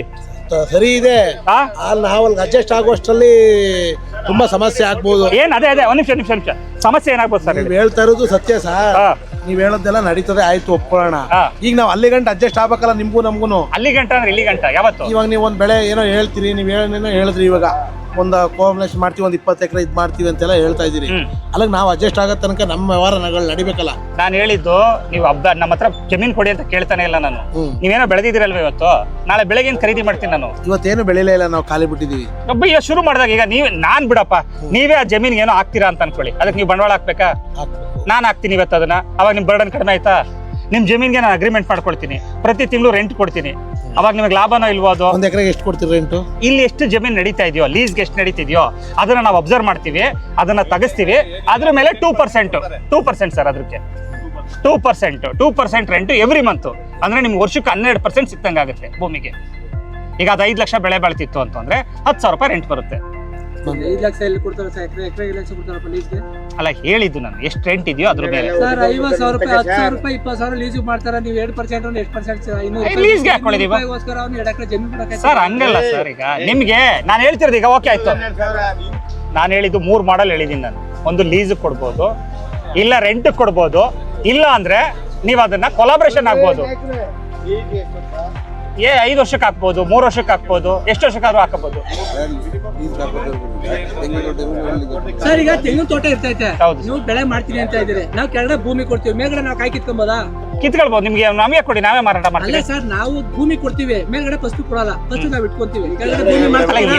ಫಸ್ಟ್ಲಿ ನಿಮ್ ಮನೆಗೆ ಇಟ್ಕೊತೀರಾ, ಮಾರಾಟ ಮಾಡ್ತೀರಾ? ಮಾರಾಟ ಮಾಡ್ತೀವಿ, ನಾನೇ ಮತ್ತೆ ತಗೋತೀನಿ, ಅದನ್ನ ಕೊಡಿ. ನಮಗ್ ಬಿಟ್ಬಿಡಿ, ಅದು ಕೆಳಗಡೆ ಭೂಮಿ ಮಾಡ್ಕೊಳ್ಳಿ ಅಂತ ರೈತ ಆಯ್ತು, ಮಾಡೋಣ. ಅಣ್ಣ ಆಯ್ತು ಆಯ್ತು, ಫಲ ಮಾಡ್ಕೊಳ್ಳಿ, ಮಾಡ್ಕೊಬೋದು. ಮಾರಾಟ ನೀವೇ ಮಾಡ್ಕೊಳ್ಳಿ. ಆಯ್ತು, ಮಾಡ್ಕೊಳ್ಳಿ. ಆಯ್ತು ಸರ್, ನೀವೇನು ಕೊಡ್ಬೇಡಿ ಸರ್, ನಾನು ಬಂಡವಾಳ ಹಾಕಿ ಬೆಳಿತೀನಿ ಸರ್. ಮಾಡಿ ಸರ್, ಇನ್ನೇನು ಸರ್ ಬೇಕು? ಸರ್ ಒಳ್ಳೆ ನೋಡಿ ಸರ್, 63 ರೂಪಾಯಿ ಕೊಡ್ತಾ ಇದ್ದೀರಾ ಸರ್ ಇವತ್ತು. ಎಷ್ಟು ಸರ್? 63 ಅಲ್ಲ ಸರ್, ನೆನ್ನೆ ಕೇಳ. ಆಯ್ತು, 65 ರೂಪಾಯಿ ಕೊಡ್ತಾ ಇದ್ದೀವಿ ಸರ್. 65 ಸರ್, 65 ರೂಪಾಯಿ ಕೊಡ್ತಾ ಇದ್ದೀರಾ ಕರೆಕ್ಟಾ ಸರ್? ಇಲ್ಲೇ ಕೊಟ್ಟು ನಾನು ತಗೊಂಡೋಯ್ತು ಅಂದ್ರೆ ಹೆಂಗೆ ಸರ್? ನಾನು 65 ರೂಪಾಯಿನ ಕೊಟ್ಬಿಟ್ಟೆ. ಆಯ್ತಣ್ಣ, ಅಲ್ವಾ ಅಣ್ಣ? ಮಾರ್ಕೆಟ್ ವ್ಯಾಲಿ ಇದ್ದಾಗ ಏನು ಸಮಸ್ಯೆ ಇಲ್ಲ ನಮ್ಗೆ. ಹೊರಗಡೆ 75 ನೀವು 60 ಕೇಳೋ ಸಮಸ್ಯೆ ನಾ ಕೇಳಲ್ಲ ಸರ್. ಅಷ್ಟೇ. ನಾನು ಬಂದಿರೋದು ನಿಮ್ಗೆ ಸಹಾಯ ಮಾಡ್ಬೇಕು ಅಂತ. ನಿಮ್ಮ ಹತ್ರ ದರೋಡೆ ಮಾಡ್ಬೇಕು ಅನ್ನೋದು ಅವಶ್ಯಕತೆ ಇಲ್ಲ. ನಾನು ಹೇಳ್ತೀನಿ, ಕೇಳಿಸ್ಕೊಳ್ಳಿ. ಭೂಮಿ ಚಿನ್ನ, ಇದ್ರಲ್ಲಿ ನೀವು ಎಲ್ಲಾನು ಇಟ್ಕೋತೀರಾ ಅಂದ್ರೆ ಇಟ್ಕೊಳ್ಳಿ. ನೀವು ಶ್ರೀಮಂತರಾಗಿ. ನಾನು ಹೇಳೋದು, ನಾನು ನಿಮ್ಗೆ ಒಳ್ಳೆ ರೇಟ್ ಕೊಡ್ತೀನಿ ಅಂತ. ಮಾರ್ಕೆಟಲ್ಲಿ 70 ರೂಪಾಯಿ ಇದ್ರೆ 70 ಕೊಡ್ತೀನಿ, 80 ಇದ್ರೆ 80 ಕೊಡ್ತೀನಿ, 90 ಇದ್ರೆ 90 ಕೊಡ್ತೀನಿ. ಅರ್ಥ ಆಯ್ತಾ? ಯಾವ್ದಕ್ಕೆ? ಈಗ ನಾನಿಲ್ಲ ಅಪ್ಪನಪ್ಪ. ಸರ್, ಇವ್ರು ಹೇಳಿದ ಯಾವ ತರ ಗೊತ್ತಾ ನಿಮ್ಗೆ? ಮೇಲ್ಗಡೆ ಫಲ ನೀವು ಇಟ್ಕೊಳ್ಳಿ, ನಮ್ಗೆ ಇಟ್ಕೊಳ್ಳಿ. ಕಾಸು ಹಾ, ಅದೇನ್ ಬೆಳಿತೀವಿ ಬಂಡವಾಳ ಹಾಕೊಡ್ತೀವಿ, ಮಾಡಿ ನೀವೇ ಮಾಡಿ ಲಾಭ ನಾವು ಹಂಚ್ಕೊಳ್ಳೋಣ ಅನ್ನೋದಕ್ಕೂ ರೆಡಿ ಅಂತೆ. ಮೇಲ್ಗಡೆ ಫಸ್ಲು ನೀವು ಇಟ್ಕೊಳ್ಳಿ, ಮೇಲ್ಗಡೆ ಫಸ್ಲು ನಾವೇ ಕಿತ್ತಿ ಇವ್ರಿಗೆ ಕೊಡಿ, ನಾವು ತಗೊಂಡೋಗ್ತೀವಿ ಅಷ್ಟೇ. ಹೇಳಿ ಅಣ್ಣ, ಹೇಳಿ. ತೆಂಗಿನ ಮರ ತಗೋತೀರಿ ಅಂತ ತಿಳ್ಕೊಳ್ಳಿ. ಹೌದು. ತೆಂಗಿನ ತೋಟವ ಹೌದು. ಅಲ್ಲಿ ನಿಮ್ಗೆ ಬೋಗಿ ಹಾಕಿದ್ರೆ, ಲೀಸ್ಗೆ ಹಾಕಿದ್ರೆ ಫುಲ್ ಮೇಲೆ ಕೆಳಗೆ ಎಲ್ಲ ನಿಮ್ಗೆ.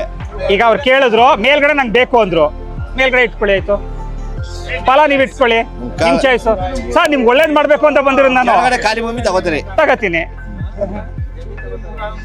ಕ್ವಾಲಿಟಿ ಮೇಲೆ ರೇಟ್ ಫಿಕ್ಸ್ ಯಾವ್ದು ಏನು ಉತ್ಪತ್ತಿ ಸರ್? ಎಲ್ಲ ಪ್ರಪಂಚದಲ್ಲಿ ಹೆಂಗಿದ್ಯೋ ಆತರ ಇರುತ್ತೆ ಸರ್. ಈಗ ಏನ್ ರೇಟ್ ಇದೆ ಕ್ವಾಲಿಟಿ? ಹಾ, ಎಷ್ಟೋ ಸಲ ಕ್ವಾಲಿಟಿ ಏರುಪೇರು ಇದ್ರು ಒಂದೇ ರೇಟ್ ಹೋಗುತ್ತಲ್ಲ ಮಾರ್ಕೆಟ್ ಅಲ್ಲಿ. ಇಲ್ಲ ಕ್ವಾಲಿಟಿ. ಈಗ ನಾನೇ ಹೆಂಗೆ ಮಾರಾಟ ಮಾಡ್ಲಿ ಹೇಳಿ? ಈಗ ಕ್ವಾಲಿಟಿ ಈಗ ಅದನ್ನೇ ಸೆಕೆಂಡ್ ಕ್ವಾಲಿಟಿ ರೇಟ್ ಅಷ್ಟೇ. ಆದ್ರೆ ನಾನು ಬೇರೆಯವ್ರ ತರ ಬರೀ ಫಸ್ಟ್ ಕ್ವಾಲಿಟಿ ಮಾತ್ರ ಕೊಡಿ, ಸೆಕೆಂಡ್ ಕ್ವಾಲಿಟಿ ತಗೋಗಲ್ಲ ಅಂತ ಹೇಳಲ್ಲ. ತಗೊಂಡೋಗಲ್ಲ ಅಂತ ಹೇಳಲ್ಲ, ತಗೊಂಡೋಗ್ತಾರೆ. ಅದಕ್ಕೊಂದು ರೇಟ್ ಫಿಕ್ಸ್ ಮಾಡ್ತಾರೆ ಅಷ್ಟೇ. ನೀವೇ ಮಾಡಿ, ನೀವೇ ಫಿಕ್ಸ್ ಮಾಡಿ ಅಷ್ಟೇ. ನಿಮ್ಮ ಹೆಸರು ರಾಜೇಶ್ ಅಂತ ಸರ್. ರಾಜೇಶ್ ಅವರೇ, ನಿಮ್ಗೆ ಹೆಂಗ್ ಅನುಕೂಲ ಆಗುತ್ತೋ ಹಂಗ್ ಮಾಡಿ. ನಾವು ಬಂದಿರೋದು ನಿಮ್ಗೆ ಅನುಕೂಲ ಮಾಡ್ಕೊಡ್ಬೇಕು ಅಂತ. ನೀವು 4 ಕಾಸು ಜಾಸ್ತಿ ಮಾಡಿದ್ರು ಮಾಡಿ. ದೇವ್ರ ದಯದಿಂದ ನಮಗೆ ಟ್ಯಾಲೆಂಟ್ ಹೆಂಗ್ ಕೊಟ್ಟಿದ್ದಾನೆ ಅಂತಂದ್ರೆ, ನೀವು ಕೊಡುವ ವಸ್ತುನೇನೆ ನೀವೀಗ ಮಾರ್ತಿದ್ದೀರಲ್ಲಣ್ಣ. ಅವನಿಗೆ ಕೇಳಿಸ್ಕೊಳ್ಳಿ, ತೆಂಗಿನಕಾಯಿನ ನೋಡೋಣ, ತೆಂಗಿನಕಾಯಿನ ಇವ್ರು ಇಲ್ಲಿ ಮಾಡಿದ್ರೆ 65 ರೂಪಾಯಿ ಅಂದ್ರು, 80 ರೂಪಾಯಿಗೆ ನಂಗೆ ಮೋಸ ಮಾಡಿದ್ರು ಅನ್ಕೊಳ್ಳಿ, ತಪ್ಪು ತಿಳ್ಕೊಬೇಡಿ. ಇವ್ರು 80 ರೂಪಾಯಿ ಇಸ್ಕೊಬಿಟ್ರು ನನ್ನ ಹತ್ರ ಅನ್ಕೊಳ್ಳಿ. ನಾನು ಇದನ್ನ ಬೆಂಗಳೂರಲ್ಲಿ ಮಾರಿದ್ರೆ ನಂಗೆ ಲಾಸು. ಇದನ್ನ ಅಮೆರಿಕದಲ್ಲಿ ಮಾರ್ತು ಅಂದ್ರೆ ನಾನು ಅದೇ ತೆಂಗಿನಕಾಯಿಗೆ ನಾನು 1 kgಗೆ 400 ರೂಪಾಯಿ 500 ರೂಪಾಯಿ ತಗೊಂಡಿರ್ತೀನಿ. ಅರ್ಥ ಆಯ್ತಾ? ಲಾಸ್ ಇಲ್ಲ ನನಗೆ. ರಾಗಿ 30 ರೂಪಾಯಿ ಹೋಯ್ತದೆ, ಅವರು ಪ್ಯೂರಿಟಿ ಮಾಡಿ ಬಣ್ಣ ಕಟ್ಟಿ ಅದಕ್ಕೆ ಪೌಡರ್ ಮಾಡಿ ಅದ 90 ರೂಪಾಯಿ ತಗೋತಾರೆ ಸರ್. ಇದು 90 ರೂಪಾಯಿ ಇಂಡಿಯನ್ ರೇಟು. 90 ರೂಪಾಯಿನ ನಾನು ಫಾರಿಂಗ್ ಮಾಡ್ತು ಅಂತಂದ್ರೆ ಅದು 1,000 ರೂಪಾಯಿ ಮಾಡ್ತೀನಿ ನಾನು. ನಿಮ್ಗೆ ರಾಜೇಶ್ ಅವರೇ, ಒಂದ್ ನಿಮಿಷ ರಾಜೇಶ್ ಅವರೇ, ನಾನು ಹೇಳೋದು ಏನು ಗೊತ್ತಾ? ರೈತರು ನೆಕ್ಸ್ಟ್ ಲೆವೆಲ್ಗೆ ಹೋಗ್ಬೇಕು. ಮುಂದಿನ ಜನರೇಷನ್ ವ್ಯವಸಾಯ ಮಾಡಬೇಕು, ರೈತರು ಮಾಡಬೇಕು. ಅದನ್ನ ಮಾಡಬೇಕು ಅಂದ್ರೆ ಅವ್ರಿಗೆ ಕೂಲಿ ಅನ್ನುವಂಥದ್ದನ್ನ ಕಿತ್ತಾಕ್ಬೇಕು, ಸಂಬಳ ಅನ್ನುವಂಥ ತರಬೇಕು. ಲ್ಯಾಂಡ್ ಲಾರ್ಡ್ಗಳಿಗೆ ಅವ್ರಿಗೆ ಆದಾಯ ಸಿಕ್ಬೇಕು. ಬರೀ ಲ್ಯಾಂಡ್ ಲಾರ್ಡ್ ಬೆಂಗಳೂರಲ್ಲಿ ನಾನು ಜಮೀನು ಇಟ್ಕೊಂಡು ನಾನು ಮನೆ ಇಟ್ಕೊಂಡಿದ್ದೀನಿ, ನನಗೆ ಮಾತ್ರ ರೆಂಟ್ ಬರುತ್ತೆ ಅಂತಂದ್ರೆ ರೈತ ಅನ್ನ ಹಾಕೋನು. ನೀವ್ಯಾಕೆ ಬಡವರಾಗಿರ್ಬೇಕು? ನಿಮ್ಮ ತಂದೆ ತಾಯಿ ನಿಮ್ಮ ಹತ್ರ 10 ಎಕರೆ ಜಮೀನು ಇಟ್ಟಿದ್ದಾರೆ ಅನ್ಕೊಳ್ಳಿ, ಅದನ್ನ ಯೂಸ್ ಮಾಡೋಕೆ ನಿಮಗೆ ಬಂಡವಾಳ ಇಲ್ದೋಯ್ತು ಅಂದ್ರೆ ನಮ್ಮ ಸಂಸ್ಥೆಯಿಂದ ನಾವು ಒಂದು ಕ್ರೌಡ್ ಫಂಡಿಂಗ್ ಮಾಡಿ ನಾವು ಅದಕ್ಕೆ ಇನ್ವೆಸ್ಟ್ ಮಾಡ್ತೀವಿ. ನಮ್ಮ ಮೊದಲನೇ ರೌಂಡ್ ಕಲೆಕ್ಷನ್ ಆಗಿರೋದೇ ನಮ್ಗೆ ಹೇಳ್ತೀನಿ, ಕೇಳಿಸ್ಕೊಳ್ಳಿ. 2,418 ಕೋಟಿ ರೂಪಾಯಿ ನಮಗೆ ಮೊದಲನೇ ರೌಂಡ್ ಕಲೆಕ್ಷನ್ ಆಗಿದೆ. ಇದನ್ನ ನಾವೆಲ್ಲೋ ಬಂಡವಾಳ ಹಾಕ್ಲೇಬೇಕು. ನಾವು ಅದಕ್ಕೇನು ಪ್ಲಾನ್ ಮಾಡ್ತಿದ್ದೀವಿ, ಇಡೀ ಕರ್ನಾಟಕದಲ್ಲಿರುವಂಥ ಎಲ್ಲ ಜಮೀನುಕೊಂಡು ನೋಡಿ ನಾವು ಖರೀದಿ ಮಾಡೋದಕ್ಕೆ ಅಂತ ಶುರು ಮಾಡಿದ್ದೀವಿ. ಅದನ್ನ ತೆಗೆದು ನಾವು ಮಾರಾಟ ಮಾಡಬೇಕು ಅಂದ್ಕೊಂಡಿದ್ದೀವಿ. ನಿಮ್ಗೆ ಅನುಕೂಲ ಆಗುವಾಗ ಹೇಗೆ ಮಾಡ್ಬೋದೋ ಅದನ್ನ ನಾವು ಮಾಡ್ತೀವಿ ರಾಜೇಶ್ ಅವರೇ, ಡೌಟೇ ಇಲ್ಲ. ನೀವೇನ್ ಮಾಡಲ್ ಹೇಳ್ತೀರೋ ಅದೇ ಮಾಡಲ್ಲು. ಮೇಲ್ಗಡೆ ಅವರು ನಮ್ಗೆ ಬೀಜ ಕೊಡ್ತಾವ್ರೆ, ಗೊಬ್ಬರ ಕೊಡ್ತಾರೆ, ಅವ್ರು ಬೀಜ ಕೊಡ್ತಾರೆ, ಬೀಜ ದುಡ್ಡು ಇಟ್ಕೊತಾರೆ, ನಮ್ಮ ಹತ್ರ ಐಟಮ್ ತಗೋಯ್ತಾ ಇದಾರೆ ಅವರು. ನಿಮ್ಮ ಹತ್ರ ಆತರ ಕಾನ್ಸೆಪ್ಟ್ ಇದೆಯಾ? ನಮ್ಮ ಹತ್ರ ನಾವೇ ಎಲ್ಲಾನು ಹಾಕ್ತಿವಿ, ನಾವೇ ಎಲ್ಲಾನು ಬೆಳಿತೀವಿ, ನಾವೇ ಎಲ್ಲಾನು ತಗೋಯ್ತೀವಿ, ನಮಗೆ ಲಾಭ ಕೊಡ್ತೀವಿ. ಈಗ ಒಂದು ಒಳ್ಳೆ ಪ್ರಶ್ನೆ ಏನ್ ಗೊತ್ತಾ? ಹೇಳಿ ಸರ್. ನಮ್ಮ ಹತ್ರ ಜಮೀನ್ ಐತೆ, ನಮ್ಮ ಹತ್ರ ಗೇಯಿ ಶಕ್ತಿನೂ ಇಲ್ಲ, ನಮ್ ಕೈ ಗೇಯಿಗೂ ಐತೆ. ಹೌದು. ನಾವು ನಿಂತ್ಕೊ ಮೇಂಟೈನ್ ಮಾಡ್ತೀವಿ. ನೀವು ಎಲ್ಲಾ ಬಂಡವಾಳನ ಹಾಕಿ ಬೆಳೀರಿ. ಏನು ಮಾಡಬೇಡಿ, ನೀವು ಮನೇಲಿ ಹೋಗ್ಬಿಟ್ಟು ಆರಾಮ್ ಮಲ್ಕೊಳ್ಳಿ, ಬೆಂಗಳೂರಿಗೆ ಹೋಗಿ ಪಿಕ್ಚರ್ ನೋಡಿ, ಅರ್ಥ ಆಯ್ತಾ? ಫಾರಿನ್ ಟ್ರಿಪ್ ಮಾಡ್ಕೊ ಬನ್ನಿ, ಹೇಳ್ತೀನಿ ಕೇಳಿ, ಕೇಳಿಸ್ಕೊಳ್ಳಿ. ಬೆಂಗಳೂರಿಗೆ ಹೋಗಿ ಫಾರಿನ್ ಟ್ರಿಪ್ ಮಾಡ್ಕೊ ಬನ್ನಿ. ನಿಮ್ಮ ಜಮೀನು ವಿಡಿಯೋ ಕ್ಯಾಮ್ರಾ ಹಾಕಿರ್ತೀವಿ, ಸೋಲಾರ್ ಕ್ಯಾಮ್ರಾ ತರಿಸ್ತಾ ಇದೀವಿ ನಾವು, ಎಲ್ಲ ಜಮೀನ್ಗೂ ಅದನ್ನ ಹಾಕ್ತಾ ಇದೀವಿ. ಮೊಬೈಲಲ್ಲಿ ಹಿಂಗೆ ಹೊಡಿತು ಅಂದ್ರೆ ಆ್ಯಪಲ್ಲಿ ನಿಮ್ಮ ಜಮೀನು ಏನು ಕೆಲಸ ನಡೀತಿದ್ವಿ. ನಿಮ್ಮೂರಲ್ಲೇ ಇಟ್ಕೊಂಡು ನಾನು ನಿಮ್ಮೂರವ್ರನ್ನೇ ಇಟ್ಕೊಂಡು ನಾನು ಕೆಲಸ ಮಾಡಿಸ್ತೀನಿ ನಾನು. ಸರಿ ಸರ್, ಗುಡ್. ಅರ್ಥ ಆಯ್ತಾ? ನಿಮ್ಮೂರವ್ರೇನೆ. ಈಗ ಬೆಂಗಳೂರಿಗೆ ಯಾವನೋ ಹೋಗಿರ್ತಾನೆ ಅನ್ಕೊಳ್ಳಿ, ಅವನೇ ಟ್ರೈನಿಂಗ್ ಮಾಡ್ತೀವಿ, ಇಲ್ಲೇ ಕೊಡ್ತೀವಿ ಅಂದ್ರೆ ಅವ್ನು ಬಂದು ಮಾಡ್ತಾನೆ ಅವನು. ಈಗ ಆಯ್ತು ಸರ್, ಈಗ ನಮ್ಮೂರಲ್ಲಿ ಯಾರು ಹಾಕ್ಲಿಲ್ಲ, ನಿಮ್ಗೆ ಅಗ್ರಿಮೆಂಟ್ ಮಾಡ್ಲಿಲ್ಲ, ನಾನು ಒಬ್ನೇ ಮಾಡಿದೆ. ಆಗೇನ್ ಮಾಡಿರಿ? ನೀವು ಒಬ್ರಿಗೆ ಕೆಲಸ ಮಾಡ್ತೀನಿ, ಅವ್ರೆಲ್ಲರಿಗೂ ವಸ್ತು ತಗೋಯ್ತೀನಿ. ಅಲ್ಲ, ಈಗ ಒಬ್ರು ಒಂದ್ ಬರೋದ್ ಬಿಟ್ಬಿಡ್ತಿರೋ ಮುಂದುವರ್ಸ್ತಿರೋ ಅಂತ ನಾವು ಕೇಳ್ತಾ ಇರೋದು. ಸರ್, ಅವರು ಯಾರೋ ನನ್ನ ಹತ್ರ ಅರ್ಧ ಕುಂಟೆ ಜಾಗ ಐತೆ ಅಣ್ಣ, ಅರ್ಧ ಕುಂಟೆ ಕಮಿಟ್ ಆಯ್ತೀನಿ ಅಂತ ಹೇಳಿದ್ರೆ ಅವ್ರೊಬ್ರು ಬಂದ್ ಮಾಡ್ತೀನಿ ನಾನು, ಅರ್ಧ ಕುಂಟೆ. ಏನ್ ಹೇಳಿ, ನಾವ್ ಯಾರು ಆಗಲ್ಲ, ನಮ್ಮ ಹತ್ರ ಮೆಟೀರಿಯಲ್ ತಗೊಂಡೋಗಿ ಬಂದ್ ತಗೊಂಡೋಗ್ತೀನಿ. ಸರ್, ನನಗೆ ಕರ್ನಾಟಕ ಪೂರ್ತಿ ನಾನು ಮಾಡ್ತಾ ಇದ್ದೀನಿ. 5 ವರ್ಷದಷ್ಟೊತ್ತಿಗೆ ಕರ್ನಾಟಕದಲ್ಲಿರುವಂಥ 86 ಲಕ್ಷ ರೈತರನ್ನು ನಾವು ಶ್ರೀಮಂತರು ಮಾಡಬೇಕು ಅನ್ನೋದು ನಮ್ಮ ಟಾರ್ಗೆಟ್. ಅರ್ಥ ಆಯ್ತಾ? ಮಾರುಕಟ್ಟೆ ಅನ್ನುವಂಥದ್ದು ಬೇರೆ ಲೆವೆಲಲ್ಲಿ ಹೋಗ್ಬೇಕು. ರೈತರು ರೇಟ್ನ ಫಿಕ್ಸ್ ಮಾಡುವಂಥದ್ದಾಗಬೇಕು, ರೈತರು ಶ್ರೀಮಂತರಾಗಬೇಕು. ನಮ್ಮ ದೇಶದ ಬೆನ್ನೆಲುಬು ರೈತರು ಅಂತ ಏನು ಹೇಳ್ತಾರೆ, ಇದನ್ನ ಸತ್ಯ ಮಾಡೋದಕ್ಕೆ ಅಂತ ಹೊರಟಿರುವಂಥವ್ರು ನಾವು. ಇವರೊಂದು ಒಳ್ಳೆ ಪ್ರಶ್ನೆ ಕೇಳಿದ್ರು, ರೈತರಿಗೆ ಈ ಥರದ್ದು ದೊಡ್ಡ ಕಂಪ್ನಿಗಳೆಲ್ಲ ಬಂದಿದೆ, ಕಂಪ್ನಿ ಬಂದು ಫ್ರಾಡ್ ಮಾಡೋದ್ರೆ ಹೆಂಗೆ ಅಂತ ಹೇಳಿದ್ರು. ಕರೆಕ್ಟಾ ಸರ್? ಫ್ರಾಡ್ ಅನ್ನೋದು ಯಾವ್ದು? ಯಾವಾಗ ನೀವೇನೋ ನಂಗೆ ಬರ್ಕೊಟ್ರೆ, ನೀವೇನೋ ನಂಗೆ ಮಾಡಿದ್ರೆ, ನಾನೇನೋ ನಿಮ್ಮ ಹತ್ರ ದುಡ್ಡು ಇಸ್ಕೊಂಡ್ರೆ, ಅಥವಾ ನಾನೇನೋ ಒಂದು ಕೆಲಸ ಮಾಡ್ತು ಅಂದ್ರೆ ನಿಮಗೆ ಫ್ರಾಡ್ ಆಗುತ್ತೆ. ಅದು ತಾನೇ ಫ್ರಾಡು? ಅದೇ ತಾನೇ ಫ್ರಾಡು? ತಿಂಗಳಿಗೊಂದ್ಸರಿ ನೀವು ನಂಗೆ ದುಡ್ಡು ಕೊಟ್ಟಿದ್ರೆ ನಾನು ಎತ್ಕೊ ಓಡೋಯ್ತು ಅಂದ್ರೆ ಅದು ಫ್ರಾಡು. ಕರೆಕ್ಟಾ? ಯಾಕೆ ಅಂತಂದ್ರೆ ಈಗೆಲ್ಲ ನನ್ನ ಪ್ರಶ್ನೆಗೆ ಉತ್ತರ ಕೊಡಿ. ನಾನು ಹೇಳಿದ್ದು ಒಪ್ಕೋತೀನಿ. ನಾನೀಗ ಏನು ಇಸ್ಕೊತಾ ಇಲ್ಲ ಅಣ್ಣ, ನೀವು ಬೆಲೆ ಬೆಳೆದಿದ್ದೀರಾ, ತಗೋಯ್ತಾ ಇದ್ದೀನಿ ದುಡ್ಡು ಕೊಟ್ಬಿಟ್ಟು ಅಲ್ಲೇನೆ. ಅದು ಫ್ರಾಡಾ?